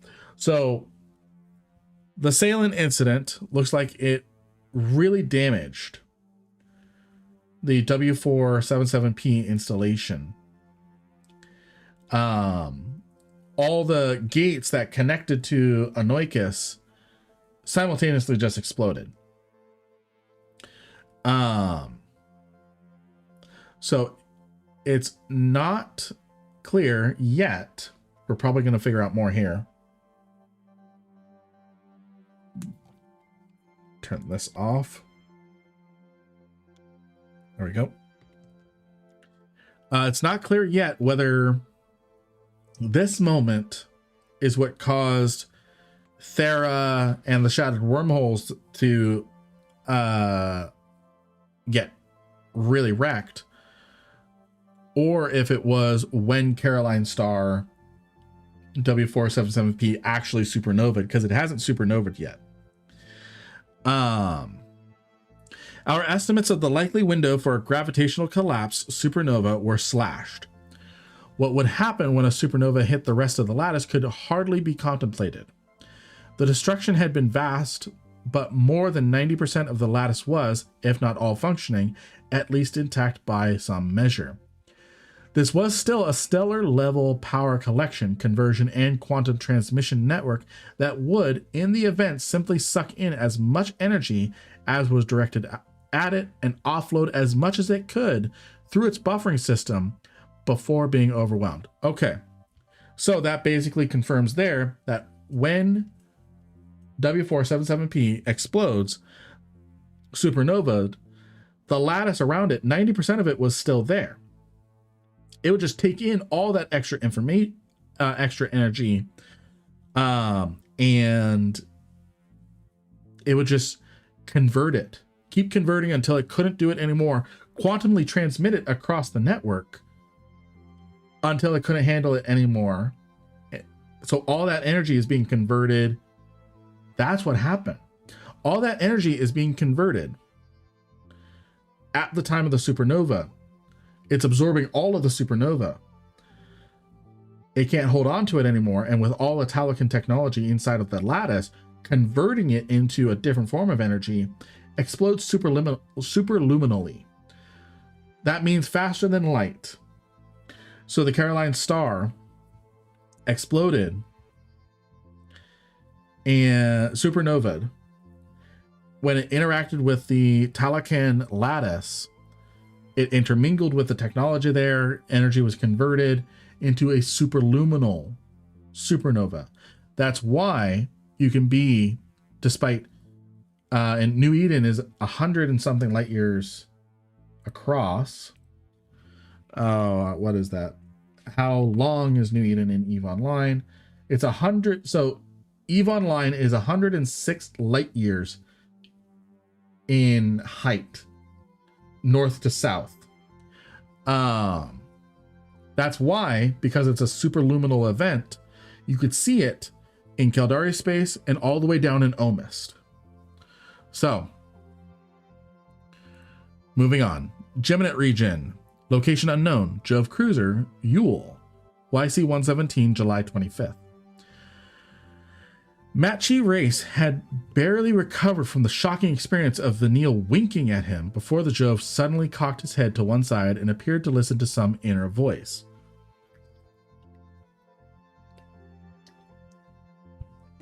Excuse me, needed some water. We are about to generate the wormhole to home base. There is no need for us to take any special precautions. This will be like any other wormhole transit or gate jump. Did you say we are about to generate a wormhole? Raish looked out of the viewing gallery at the surrounding space. He hadn't noticed their drop out of warp. So engrossing had been the exchange with Vanille. By the way, for anyone just joining the dream, Vanille is a true Jove. He's at least 500 years old at this point. And Raish is a Society of Conscious Thought adept or something. He's a member of Society of Conscious Thought. This is actually his first time in the presence of a full-blood Jove. But now that they were still, he could see nothing resembling a gate. Perhaps it was cloaked. Such things were not beyond the Jove, and that would be a secret way, referencing later on the cloaked Jovian gates that led to Zarzak. Did you imagine that Kuvakai the thief, barely understanding what he has in his hands, has the means to generate wormholes at will, while we, who after all are the inheritors of the legacy he plundered, do not? Come now, Matshi. Kuvakai the thief. Let me just make sure.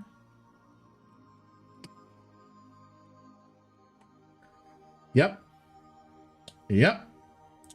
Sancha Kuvakai the thief. He stole Jovian technology.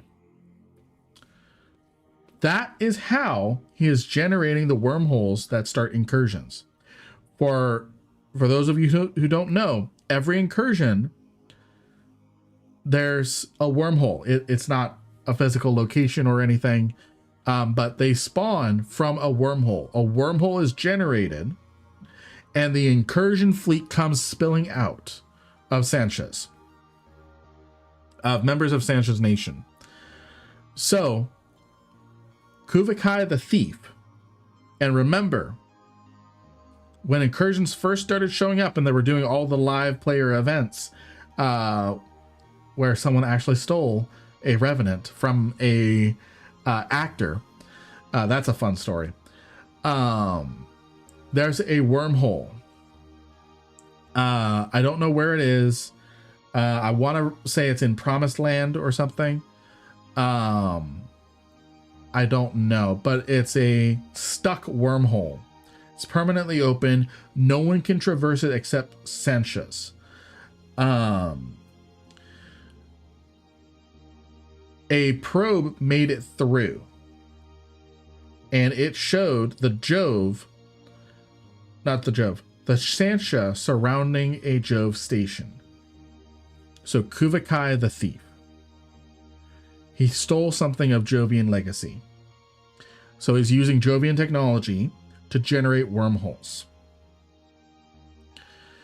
Yes, of course, forgive me. It is just that our intelligence suggested Sancha's forces require considerable resources and equipment to generate their wormholes.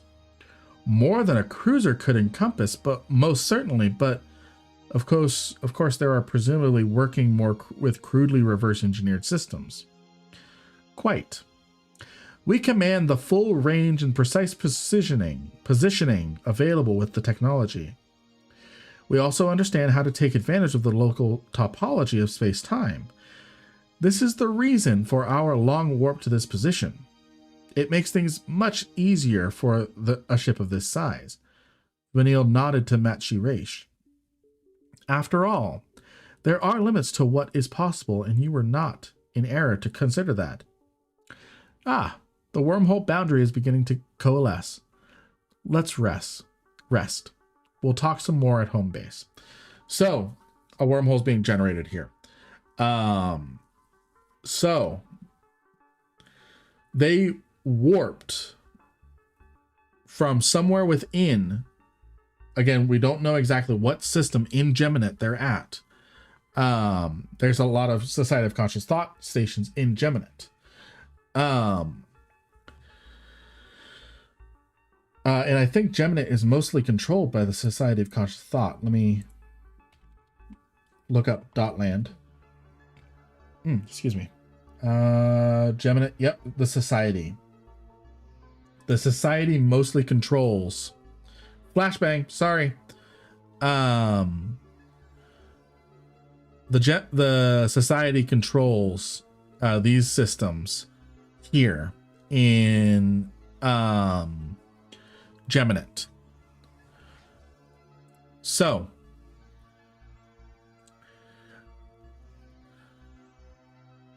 they had to warp beyond the boundary of the star. So they warped a considerable distance, and it took them a while even for a Jovian ship. Now, I don't know the stats of a Jovian ship, but if we take a look at a Polaris frigate, for example, which is probably the closest thing to Eve Tech. What is the warp speed of this thing?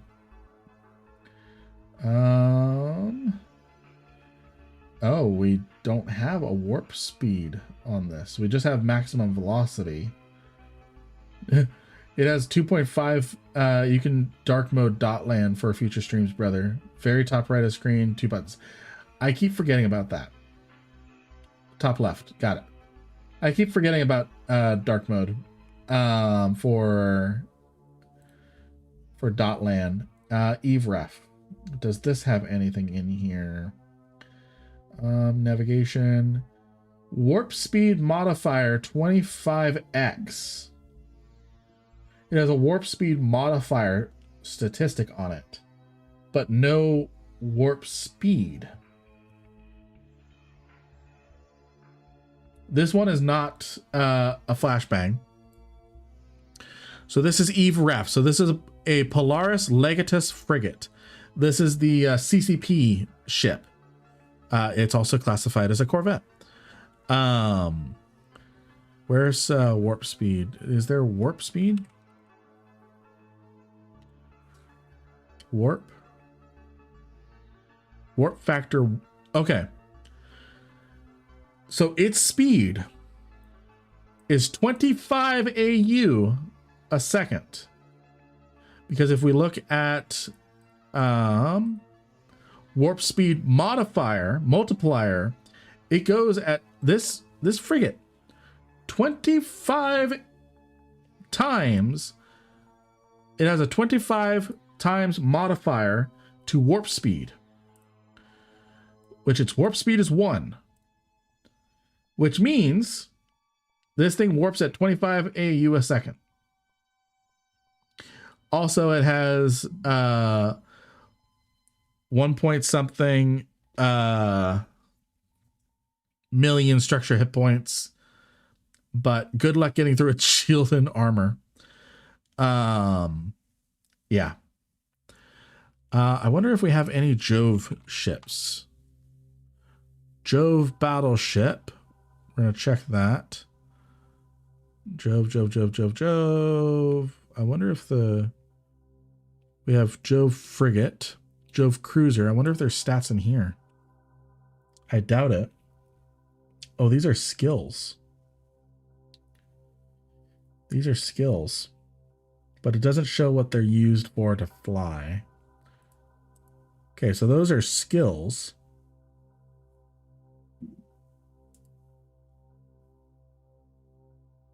So we don't have any item in here. Anyways, I'm going to go ahead and close that. We're going to get back to this. So even warping at 25 AU a second, they spent a long time. They intended to be flyable. It's probably just a way that the Eve system works, because even the Polaris ship requires some skills. It requires Space Command level 5, Polaris level 5, which is a CCP dev only skill.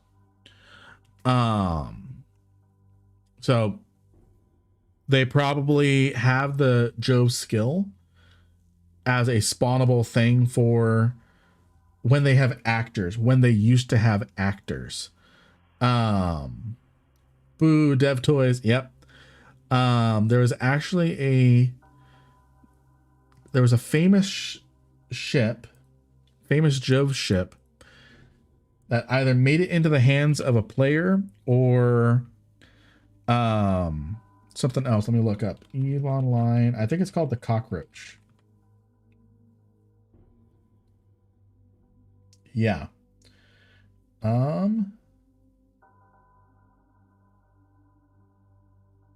So this is the Eve Online Cockroach.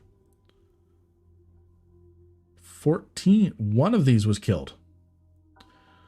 One of these was killed. You've seen in-game fits for the Cockroach. Yep. Let's see.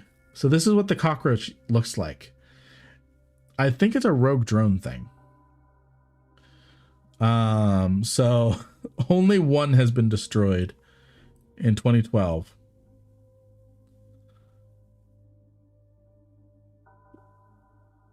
$1 trillion ISK is what this thing was worth, supposedly. And it had a Polaris frigate in it. It had a capital Doomsday weapons mount. This thing had a Doomsday capability. Ooh, this is interesting. Okay. Zoe Astrid flew this thing. What? Okay, that's a story for a different time. We're getting distracted. We have very limited amount of time to get through the rest of Inheritance. So what matters is this cruiser, presumably at least warping 25 AU a second, was having to continue warping for a long time. Hours potentially, given the passage of time between Matchi and Vanille.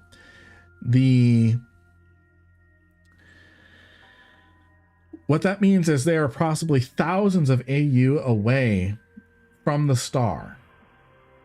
Because let's say we're gonna do a little thing here.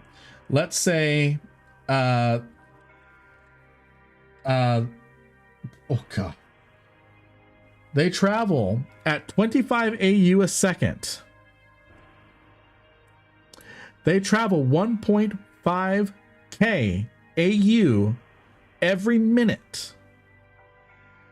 And they were talking for hours, supposedly. So this is probably an over-exaggeration. I doubt they are, and let's say that they were talking for 3 hours. 4,500 AU.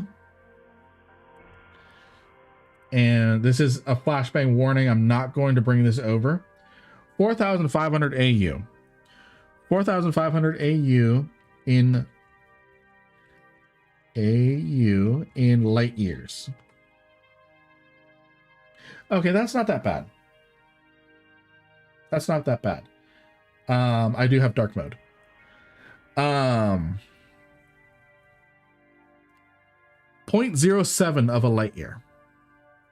7% of a light year. So if they were talking for 3 hours. So again, remember, they understand the topology of space-time. So they can fly out to different distances of a star and go, this is an ideal spot for us to generate a stable wormhole. But anyways, again, we don't really know how far out they warped. They crudely won't tell us.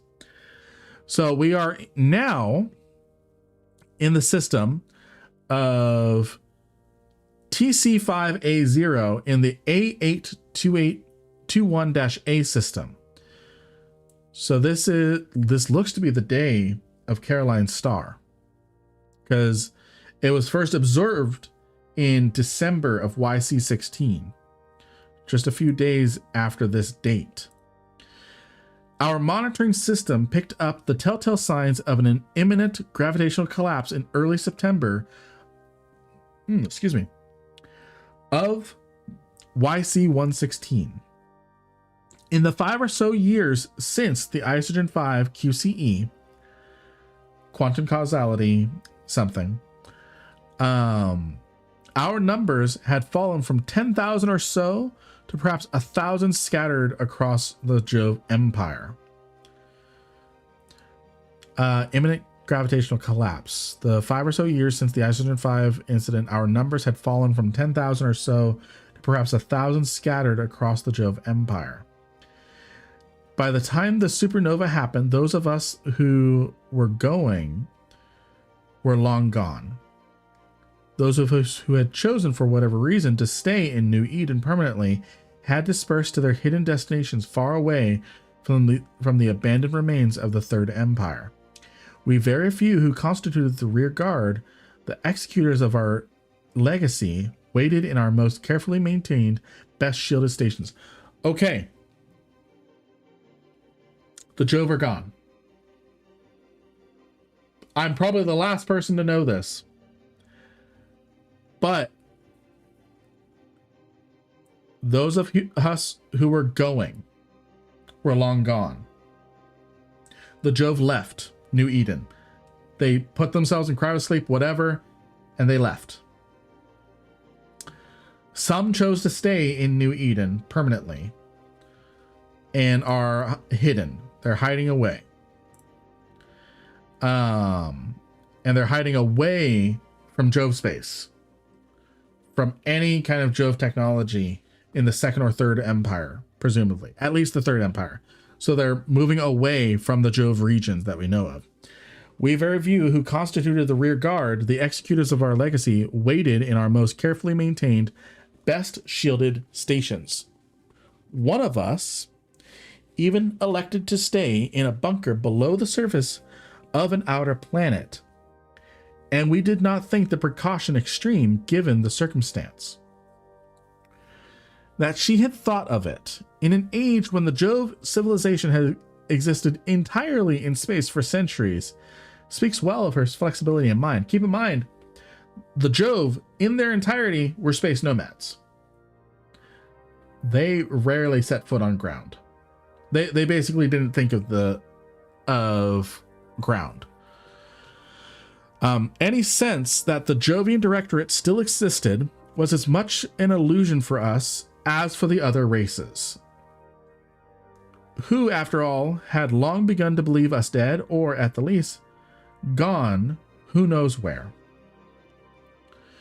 So again, at this point, the Jove were still the fifth point of the Concord star. That's why Concord has a star for a symbol. Each point is the Amar, the Mimitar, the Galente, the Caldari, and the Jove. The Jove is the fifth seat, so to speak. So the rear guard waited, and were very few indeed. Less than 100 remained loyal to the idea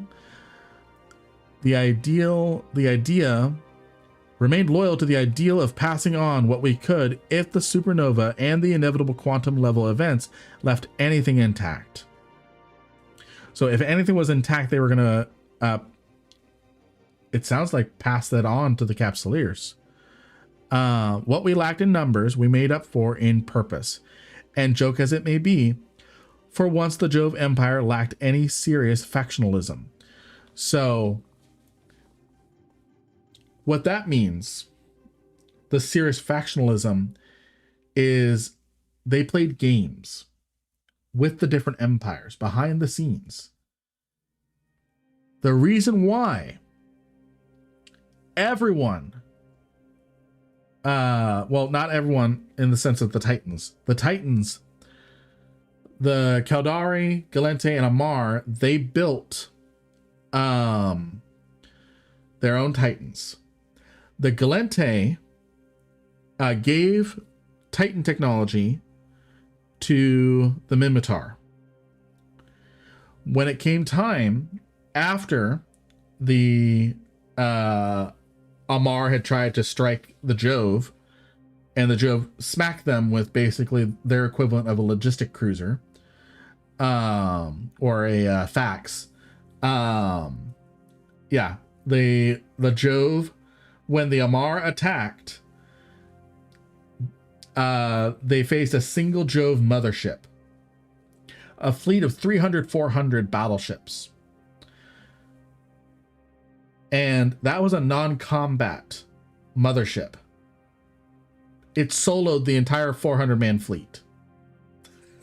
The Jove were something else. So factionalism. After that battle,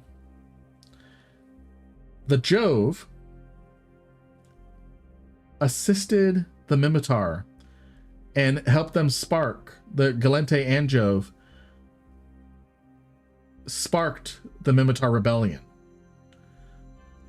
And with all the listening posts, if someone developed a technology all the other empires would suddenly get that technology. When the empires figured out how to miniaturize jump drive technology from the Titans and put them in dreadnoughts, everyone suddenly had jump drives and dreadnoughts. This is the lore reason why at the exact same time someone figures out jump drive technology and gives us dreadnoughts, so does the other three empires. The Jove kept the balance between the four empires, so that way one didn't have an overwhelming advantage take them over and become, in a sense, grow technologically in a sense to challenge the Jove. So the Jove, in serious factionalism, played the empires against each other, leaked technology across empire borders. But since the Jove are leaving and there's only a rear guard left, whatever technology survives,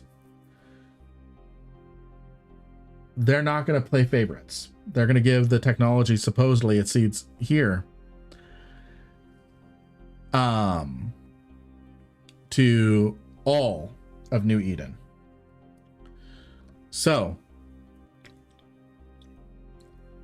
needed some water. What we lacked in numbers, we made up for in purpose, and joke as it may be, for once the Jove Empire lacked any serious factionalism. The data made it clear that the collapse would take place within months, and so it did. The Stargate networks being knocked out was startling enough, but probably shouldn't have come as too much of a surprise. Our core network linked to the colonial network extended into the UUA F4 region, and we'd left several Stargates in W477P itself. While not all connections were active at the time, the sympathetic links were in principle there for the appropriate energy to use as a channel. It burned out the whole net. No more Stargates. That's why all the Stargates are down in Jovian space.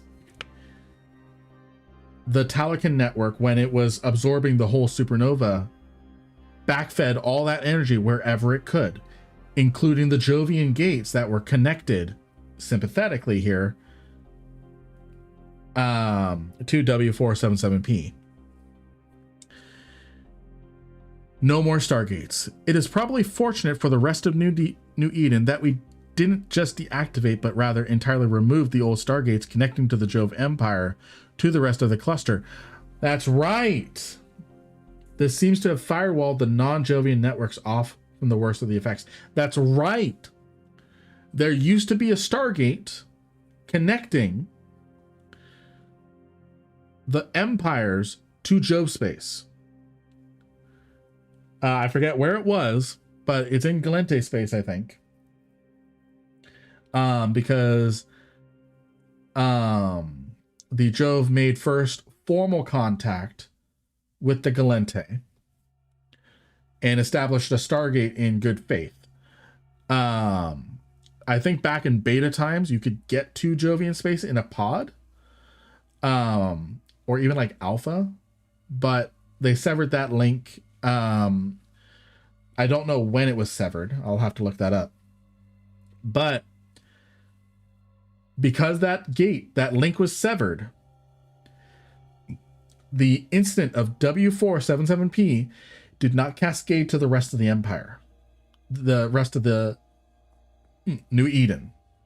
If that single gate connection had existed, the W477P supernova energy that was translating through the connected Jovian network of Stargates, if the Jovian gates were connected to the rest of New Eden still, there would have been no gates everywhere. It would have turned into Eve Frontier. Because there's no gates in Eve Frontier unless you build it. In fact, the Stargate network burning out was the most significant effect in the Jove regions, aside from some damage to abandoned stations, enclave habitats, and the like. Our worst fears had barely materialized so far as this cluster is concerned.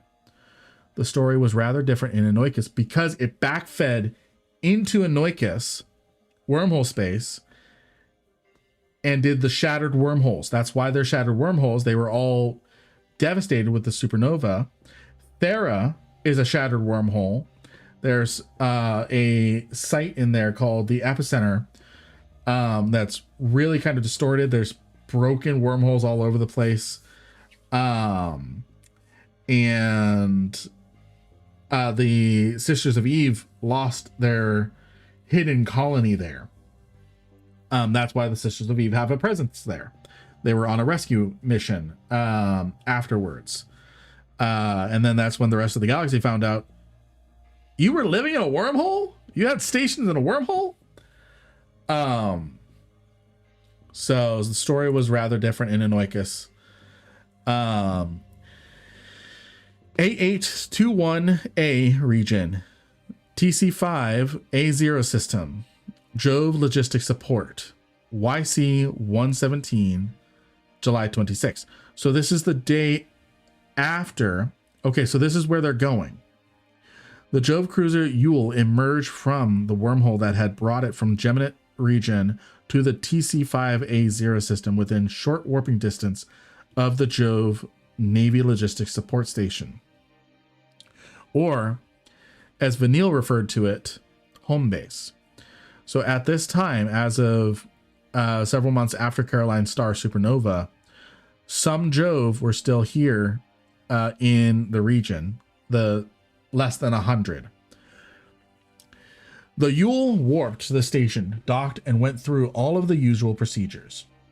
Matchy, Raish, and Venal disembarked and made their way through the quietly humming and mechanically noisy hangar that yet managed to convey the quietude of atmosphere that comes from the absence of living beings.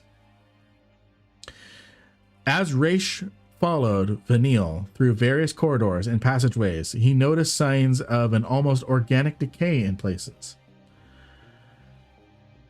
Once he stopped to examine a particularly large patch of a corridor on a corridor wall that looked as if acid had eaten through the substance of the paneling, Vanille looked back and nodded shortly. Nanorot. Repair systems are losing cohesion and going rogue locally. It's far more advanced on the truly abandoned stations. Let's continue.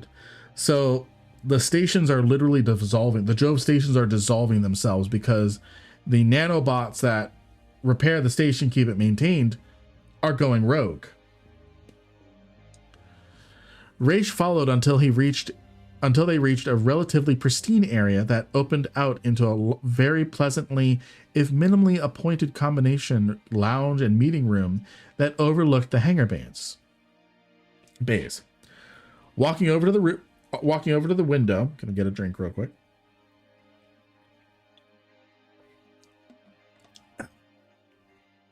Walking over to the window, Raish saw the Yule moored below. He turned back into the room and joined Vanille, sitting on a simply cushioned seat around a low table. So we'd come to the issue of the timing of sleeper and drifter activity, their motivations and purposes. Vanille glanced at Raish. Yes, you hinted at a deeper connection between the W477P stellar engine and Anoikis. You're suggesting a connection in the timing of the activity increase with the changing state of the star and the condition of the orbital lattice. I would assert it. Here we come to the fact that shook the Third Jove Empire to its core. This is a fact that took many decades of exploration and investigation to establish. A fact that this was not readily accepted by all, but a fact, like all facts, that in the end we had to face. Anoikis is artificial. Raish artificially gasped. Artificial?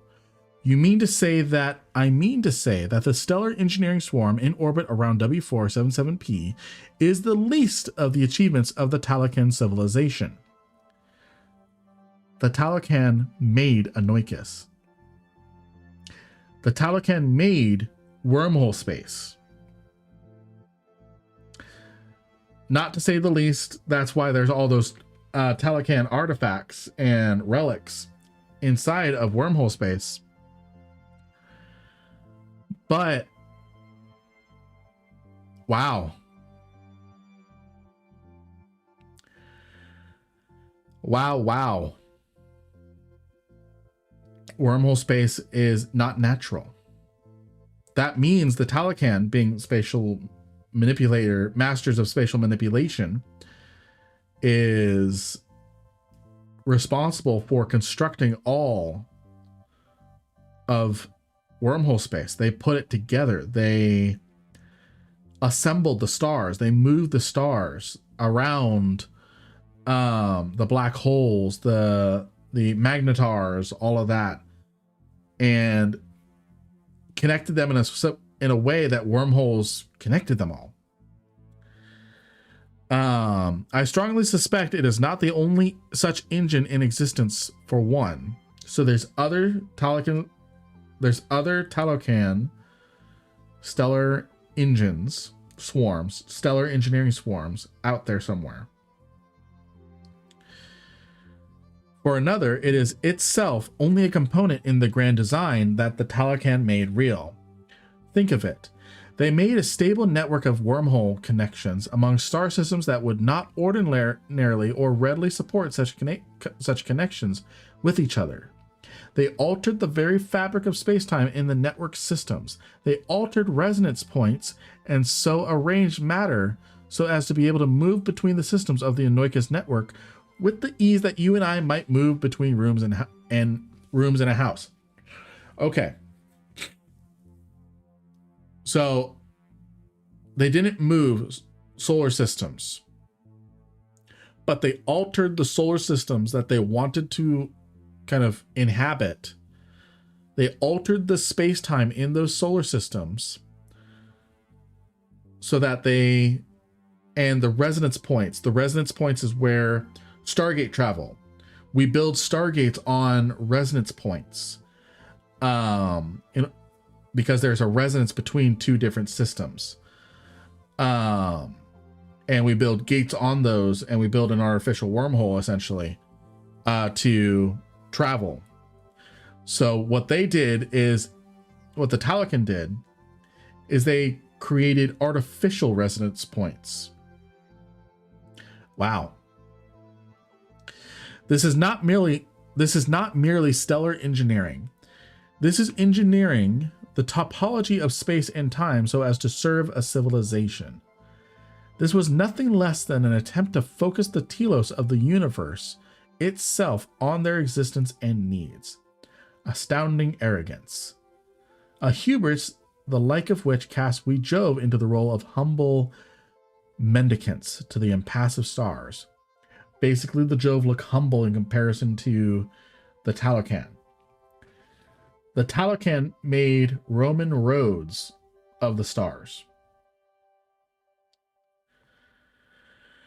We should be thankful that the Talocan, while leaving their traces behind, are no longer present in New Eden or Anoikis.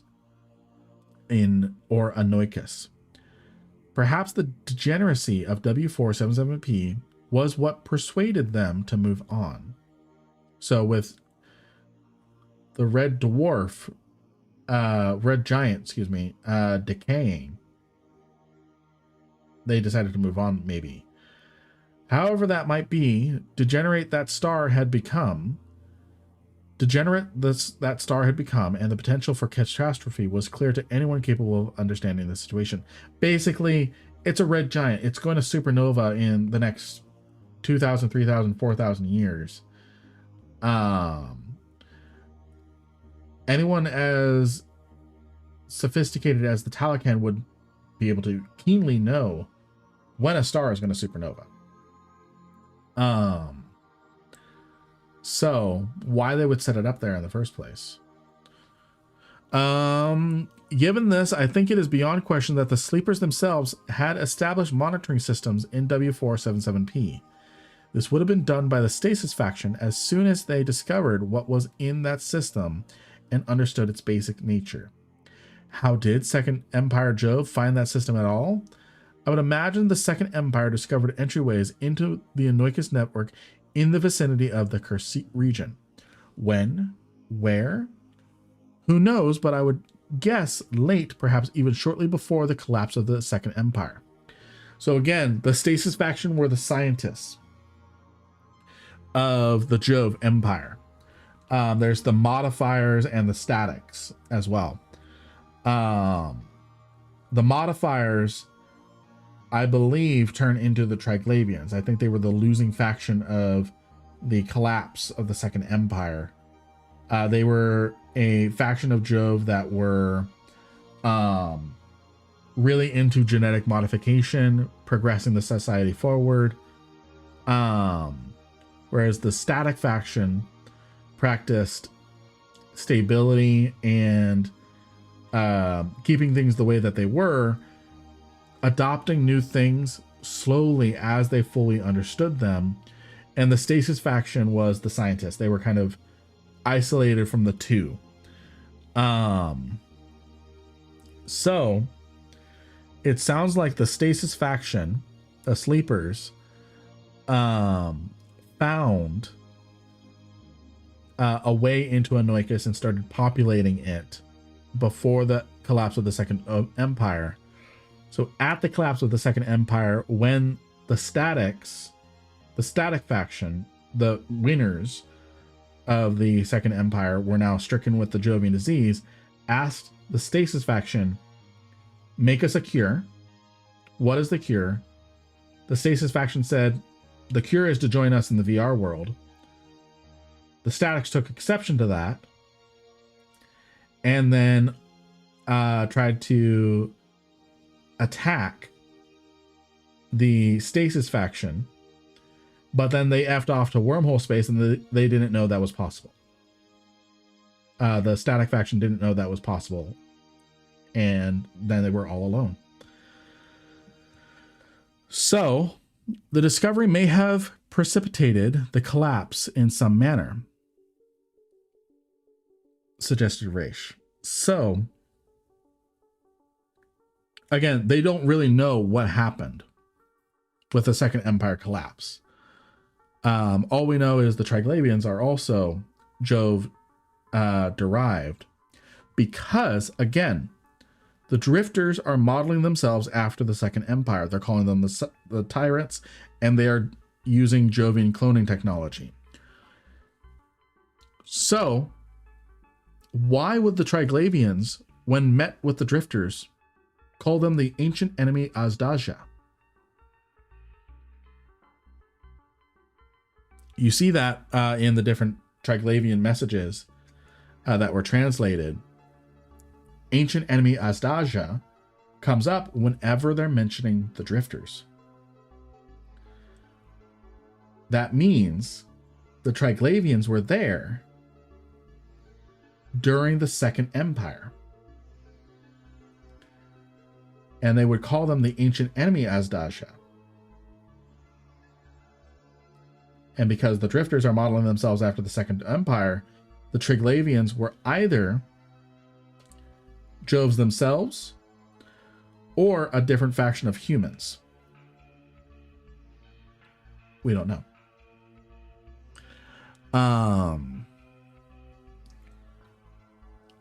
We're actually nearly done. Nearly done with the thing. I'm not going to cut to a break or anything. We're just going to keep going. My thoughts exactly.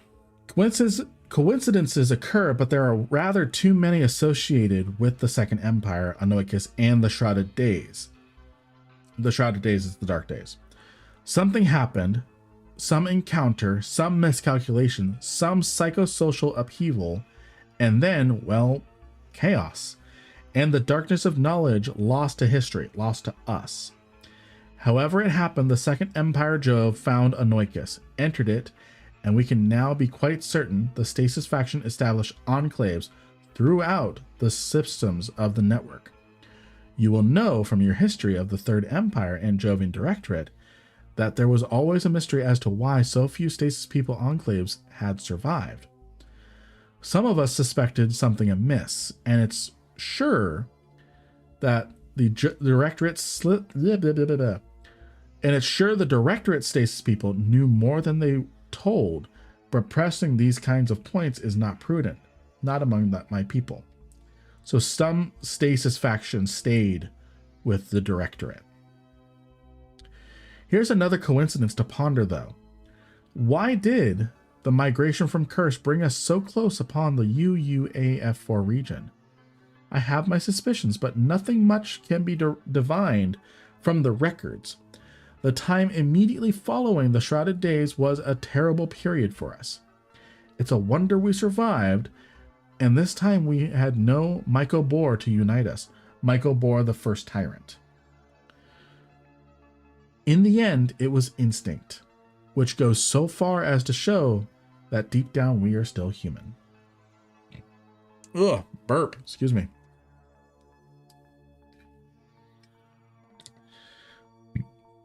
Excuse me. Raish had been thinking while Vanille spoke and now made an observation. You and Aurea discovered Anoikos before the Society of Conscious Thought was founded. Why, you were contemporaries of Ira LeBron, even Gorda Hove.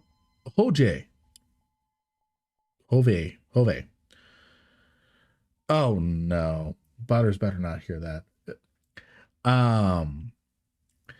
So I get teased a lot in slow, jokingly. I'm in on it. About the pronunciation. So I get teased a lot jokingly. I'm in on it with the lore of EVE Online in slow. And basically when people want to get me to start talking about EVE lore, they just say, hey Lynn, tell us about the Hove, the Jovians, mispronouncing Jovians. I'm like, you motherfucker, I'm going to tell you something. I'm going to tell you the whole lore about so Butters, Secret Butter is going to get a kick out of that. Hold on. I don't know if this is going to bring up the pronunciation or anything, or if it's going to play on screen. Text to speech. I don't know if this is going to do anything. Start text player. Sign in with Google is required to continue with this premium voice. Sign in with Google I don't want is required to premium continue voice. with this premium voice. Or, Free voice. if you prefer, Here. you may switch to a free unlimited. Hoji. Hoji. Okay. I don't think that's the right translation, but, or right way of saying it, but Hoji. Gorda Hoji died many decades before I was born. Ira LeBron, though, oh yes, I knew him well. He was older than me, but still in the prime of his life when he founded the society. Aurea joined immediately. He saw in the society the future of the Jove civilization. After much discussion, debate, and persuasion, I followed suit. Then followed the War of a Million Lies. The rise to hidden power and the suppression that followed, breathed Raish. Yes. Aurea was disillusioned by the fall of the Society from Grace. He left and joined the Directorate's navy. So it sounds like there was another war. Another civil war amongst the Jove. For all that I'd had to be convinced to join in the first place, I stayed in the society. I believe that the society could still play a role in shaping the future into one where the human species can continue to survive in the New Eden cluster. Vanille leaned forward and placed a hand on Raish's clasped hands, and I continue to believe that. Matchi Race glanced at Vanille before replying. The society has had so many setbacks since the Empyrean Age began. Collectively, we had underestimated the difficulty of inculcating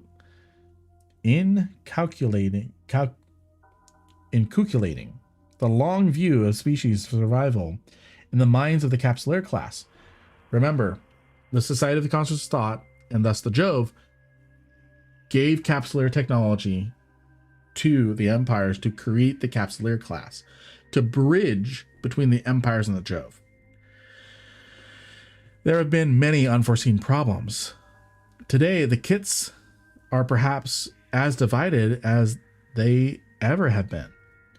The Geminet chapter is barely holding things together.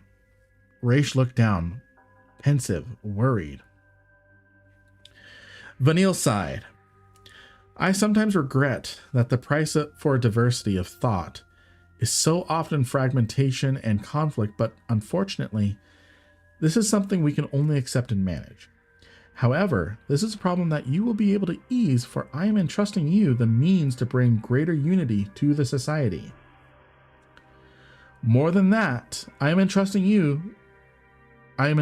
you the legacy of my people. It will be difficult, be in no doubt. The Second Empire survivors are unpredictable as matters stand. A great amount of your work must be bent to managing the problem they raise. Then also the Capsuleers remain the greatest investment in the future that should be shepherded most carefully. You can do this more directly only if you have the power to do so. I intend to give you, the society, this power. Come. Vanille rose and led Matshi Raish out of the viewing gallery. Genesis region, Ulai system. Ulai, Planet 8, Intercouncil Tribunal. So this is a few months later. This is December of YC 117. Still about 10 years ago. It is very well for Korachi and Vesrin to block, stall, and threaten those who question our response. They are DED officers and beholden to no other power. This is not the case for us all. I must render an accounting to the Imperial Court and my colleagues in the military. This sounds like someone who's really kind of breathing, chest beating. I understand well the strategy of containment until we have more information, but the Empire is straining under vast pressure that require release. We are considered totally ineffective, and worse, some believe Concord to be complicit in this crisis. The speaker was Captain Marshal Serdan Zerkosh, the Amar Empire's member of the Inner Circle of Concord. And for all he gestured vigorously during his remarks, the others seated around the circular meeting table showed no reaction other than vague boredom. 8 men and women sat around a table that had seating for 9.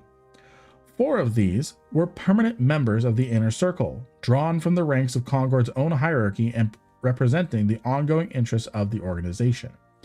The other 4 were nominees from the core empires of New Eden, a practice that had been returned to as much necessity in the wake of the Militia War Powers Act of YC 110. The 9th seat remained empty, the Jove seat.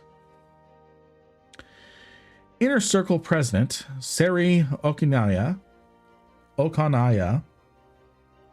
we're just going to pretend I pronounced that correctly, even though I know I didn't, frowned slightly, looked around the dimly lit room, noting the expressions that could only be seen on the faces of the circle members sitting in pools of light around the table, and made an economical but very clear gesture of irritation with her right hand.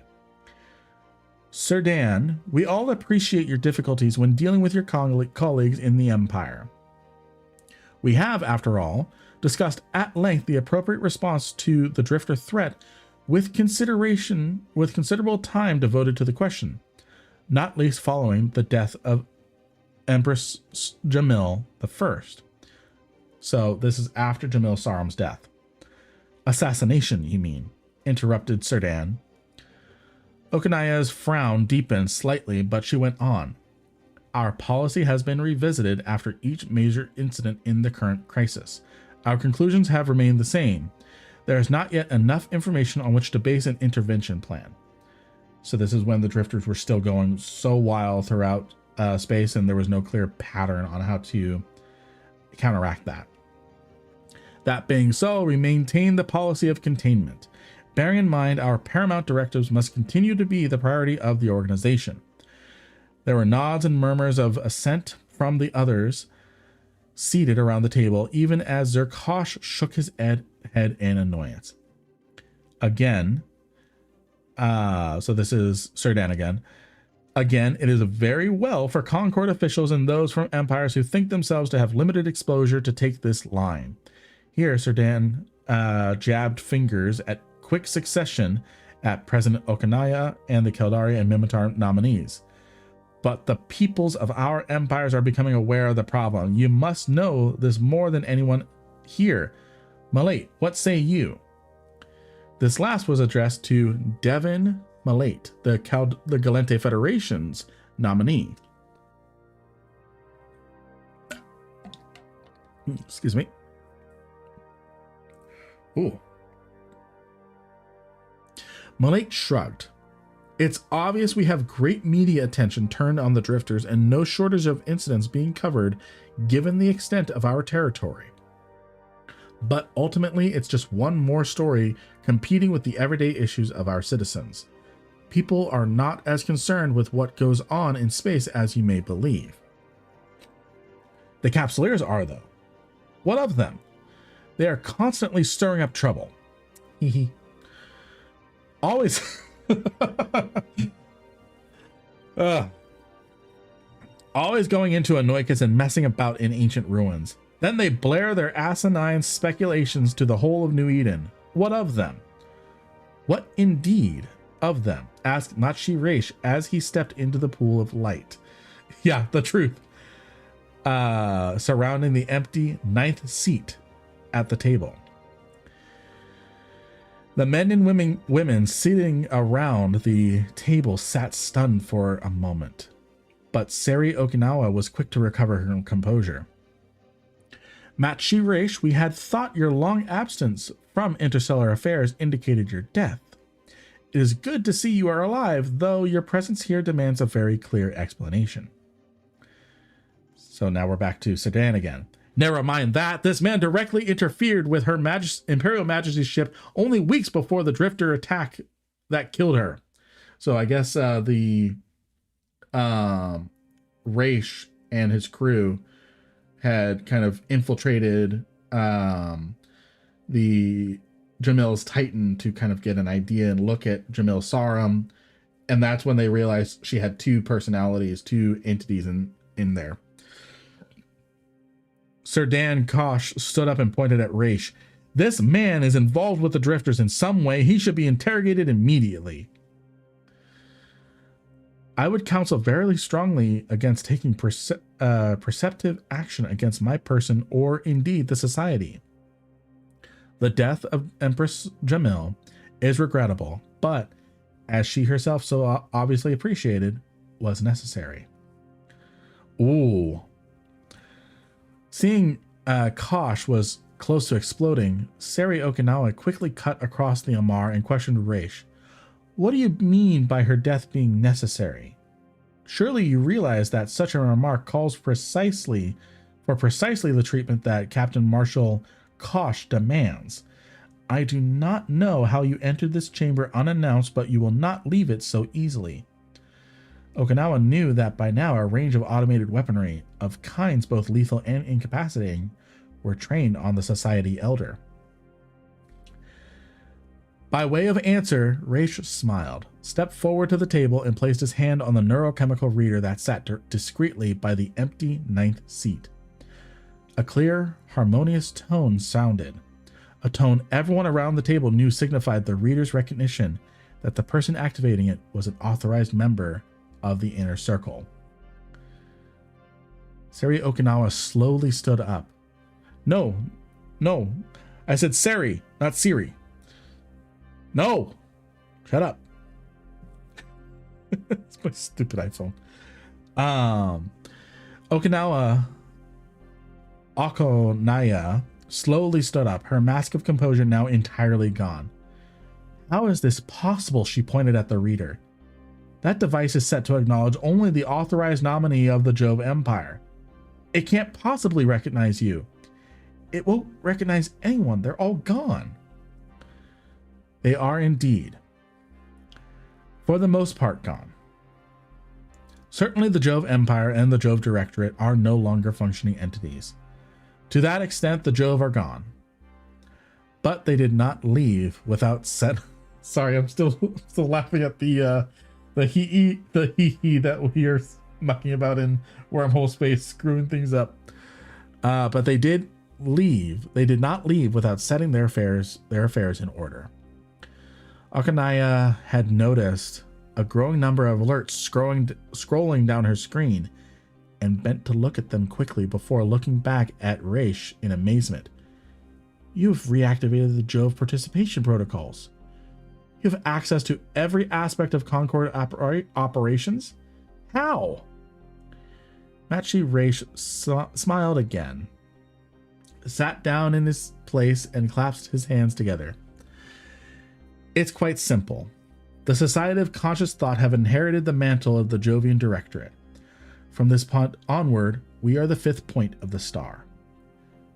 Siri Okanaya, not you, iPhone, slowly sat back down, looked at her displays again, then looked Raish in the eye and nodded slightly. Raish nodded back, and steepling his fingers, he leaned back in his chair. Now, what can you tell me about the Upwell Consortium? And that, ladies and gentlemen, is Inheritance. Something that answers a lot of questions about the Jove. A lot of questions about the Sleepers. About... and this thing is still warm. It shouldn't be. I thought I powered you off. There we go.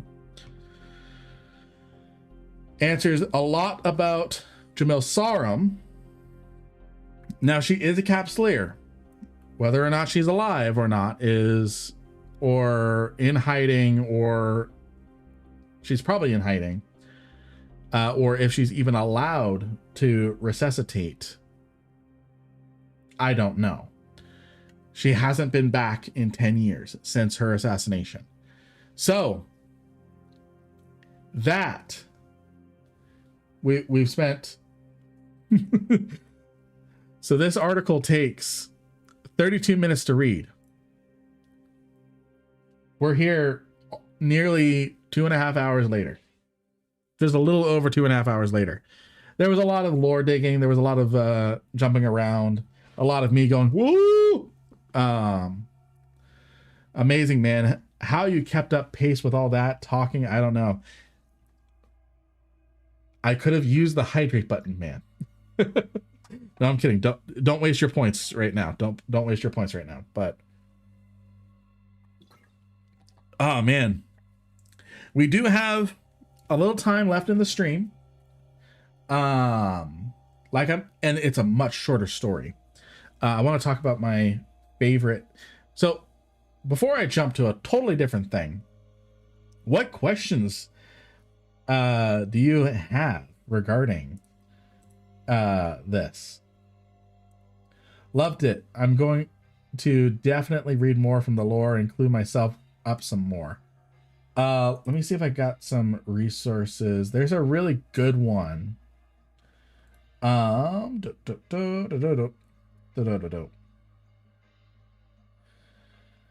mean, the lore thing kind of really works, but there's a guide. It's gonna look sketch. Love this stream. Was great background while I was working tonight. Awesome. Thank you, Avoiding Yarn and Yawns, for joining with the stream. I'm glad you liked it too. I am a lore nut when it comes to EVE Online. I had read different separate things. Again, this is going to look like a really sketchy link that I drop in Twitch chat. It's a Dropbox to Mark's EVE lore survival guide. This has some surface level kind of knowledge about EVE. Again, it looks like a sketchy link. I'll bring it up here on stream. I think some of it's going to get cut off here. No, I don't need to blast my emails to stream. So we've got all of this here. So it talks about Jamil Sarum. It talks about each of the factions. Talks about different technology in EVE. Talks about the other. Talks about Caroline Starr and Thera. And this is current as of 6 years ago. So I think this would have been after Inheritance Does it mention inheritance? Yes, it mentions inheritance. So it's up to date with inheritance. So yeah. Let's see. I'm going to switch that to that. So that way it doesn't keep trying to heat something up. Yes. Lore 101. This kind of gets you started. And then there's, he used to be on the Eve story team. Urel composed a lot of information on the Jove sleepers, Triglavians. Again, all kind of 2019 area. So I do plan on doing more of these types of streams. Again, I am a lore nut. I have a project. I showed it off at the start of the stream. Let me see if I can bring it back up. I have a Eve iceberg video planned. You guys know the format of the Eve iceberg, where the deeper you go, the more obscure and conspiracy theory the things get. Operation Spectrum Breach is a fun one. So I'm working on a video for that. So yeah, so that was Inheritance. We read Inheritance. We took, again, I'm part of Slow Community. It took us 2.5 hours. We had to really sound out the words. Took us 2.5 hours to read this 30-minute read. There's a load of other chronicles out there. There's just so much here, from scientific articles to chronicles, stories. There's just a lot here, and all of these are kind of written in the same way. Like we've got 514. I'm guessing that this has something to do with the Dust Soldiers. I've got Templar 1. I've got Eve, the Burning Life. I've got Eve, Empyrean Age, as books. I mean, we could even do a stream where I'm like this, just reading. There's a lot of stuff that we can do. And there's a lot of hidden things that not a lot of players know about when it comes to EVE Online. And yeah, there's just a lot here. So any questions about Inheritance or the Jove or anything before we get on to something we're going to finish the stream off with? We're going to finish the stream off with my favorite ghost story. The Paralyses incident. So there's actually 2 articles that we can read. We can see that this is a much shorter read. But before we get started on reading this, any questions from you guys on what we just read?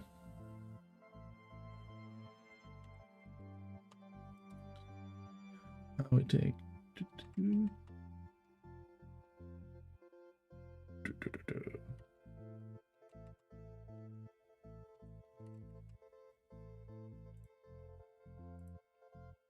doesn't sound like there's any questions about what we just read, so we'll go ahead and get started on the Paralyses incident. This is my favorite ghost story. It's a 2-minute read, which means we'll take an hour to read it. So this is my favorite ghost story in EVE Online lore. No questions from me, but I will likely reread when I understand some more. Sounds good. The theory and technology behind jump gates opened a whole. So this takes place in YC. I just had it. Takes place in YC 102, 25 years ago. So this was before the servers were even on. Because the game came live 22 years ago in 2003. The theory and technology behind jump gates opened a whole new era in the history of mankind and is readily accepted as being one of the most important discoveries of all times. Jump gates have now been used in usage for centuries, and new versions appear regularly that make them more sophisticated and safe. Even if the functions of jump gates are well known from a theoretical point of view, there still remains a lot of unanswered questions about the fundamentals of dimensional interconnection. Naturally, many theories exist on the subject, but none are comprehensive enough to fully explain how the universe is divided into many dimensions and the connections between them. Some also touch upon the subject of hyperspace, an alternative plane in another dimension. About the only statement these theories agree upon is that these issues are definitely not as simple as they seem on the surface. Every now and then, some unexplained events have occurred when a ship jumps through a jump gate. But these have been so few and far between that they've always been put down to accidents or faulty data. In recent months, strange incidents in the barren and unpopulated systems near the hub of the known world have had people starting to question the reliability of jump gates and wonder whether humans opened Pandora's box when they started using them. What finally caught the attention of the media and hence the public was the disappearance of the Galentian senator Hubert Caesar, along with his family and his fortune in the ship Paralis, en route to a new post as ambassador to the Amarians. The Paralis entered a jump gate in the Dom Alpha system between Amar and Galente. Its destination was the jump gate in the Enderian system close by, but it never reappeared there. What makes this even more of a puzzle is that the control station at Enderian jump gate received notification that a ship was incoming, showing all the right signs, yet no ship exited the jump gate. What is more, this notification is received at the exact same time every day with the same result. No ship appearing, even if all the signs indicate that a ship is about to come through the jump gate. Since the Paralis incident, stories of other similar incidents have surfaced, all within the same region. These stories, some no more than unsubstantiated rumors, all tell tales of disappearing ships, strange disturbances while jumping, ghostly echoes, and images and unsettling time shifts in the vicinity of jump gates. The empires have started an inquiry into the matter, but still no rational explanation of the phenomena has been offered. The Paralis incident. The exact same time every single day, there's a jump, but nothing comes through. Ooh. There's another article on the Paralis incident. It's in a different section. That was the Chronicles. This is the lore. The Paralis incident was an unexpected event that occurred several years ago. Every now and then, some unexplained events have occurred when a ship jumps through a jump gate. But these have been so few and far between that they've always been put down to accidents some years ago. Is this the same thing?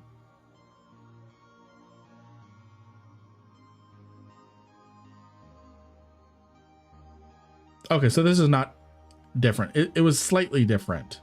This just kind of removes all of the written fluff around it. It's basically the same thing. There's no different information offered. I don't know what time of day this gate supposedly flashes with nothing coming through. I wonder if someone has actually gone to this gate and sat there all day to see if some sort of gate flash happens. YouTube Paralis incident. Eve Online. Nope, no one has sat there all day measuring the gate travel of the Endarian gate. Let me see here. Dotland. And I'm going to turn on dark mode.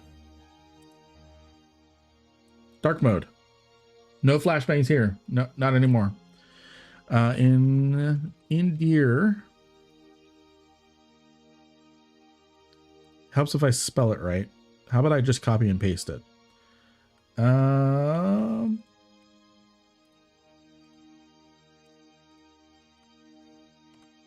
we go. So it's a high-sec system. So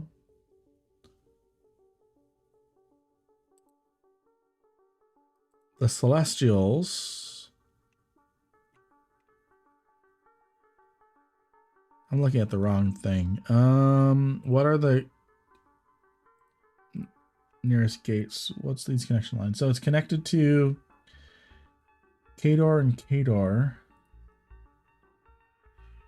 So it was, what makes this even more fun is the Paralis entered a jump gate in the Dom Aphis system between Amar and Galente space.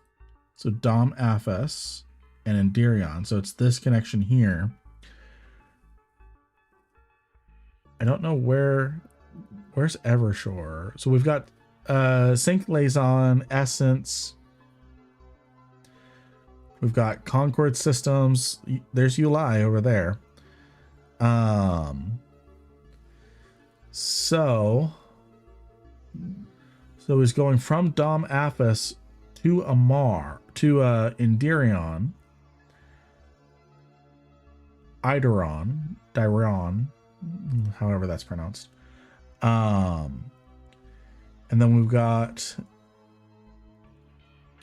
Chanoun in Kador and Anson and Sassos in Kador. So this area here going into the Kador region. There's Akragon in Domain. So is this the best route to Domain? What's the security status? Okay, that's... So this route... Okay, I've got an idea. Let's say he's becoming a ambassador. So we've got Dom Aphis. Let's say he's going to Amar. We're going to prefer high sec. We're going to go. Dom Aphis. Okay, yeah, so that is the high sec route to Amar. So let's say what's the capital? What is the capital of the Galente Federation? So let's say he's going from Lore. So let's go back to the route. From Lore, Dom Aphis, Amar. Actually, that's more of a fulfilling prophecy. Let's remove Dom Aphis. Prefer high sec. Let's do fastest route. Does this take us through Dom Aphis still? Well, the routes have definitely changed still. So let's add in. Yeah, the routes have changed because of the Triglavians. So we'll go. That is a pretty direct route. It does dip into low sec.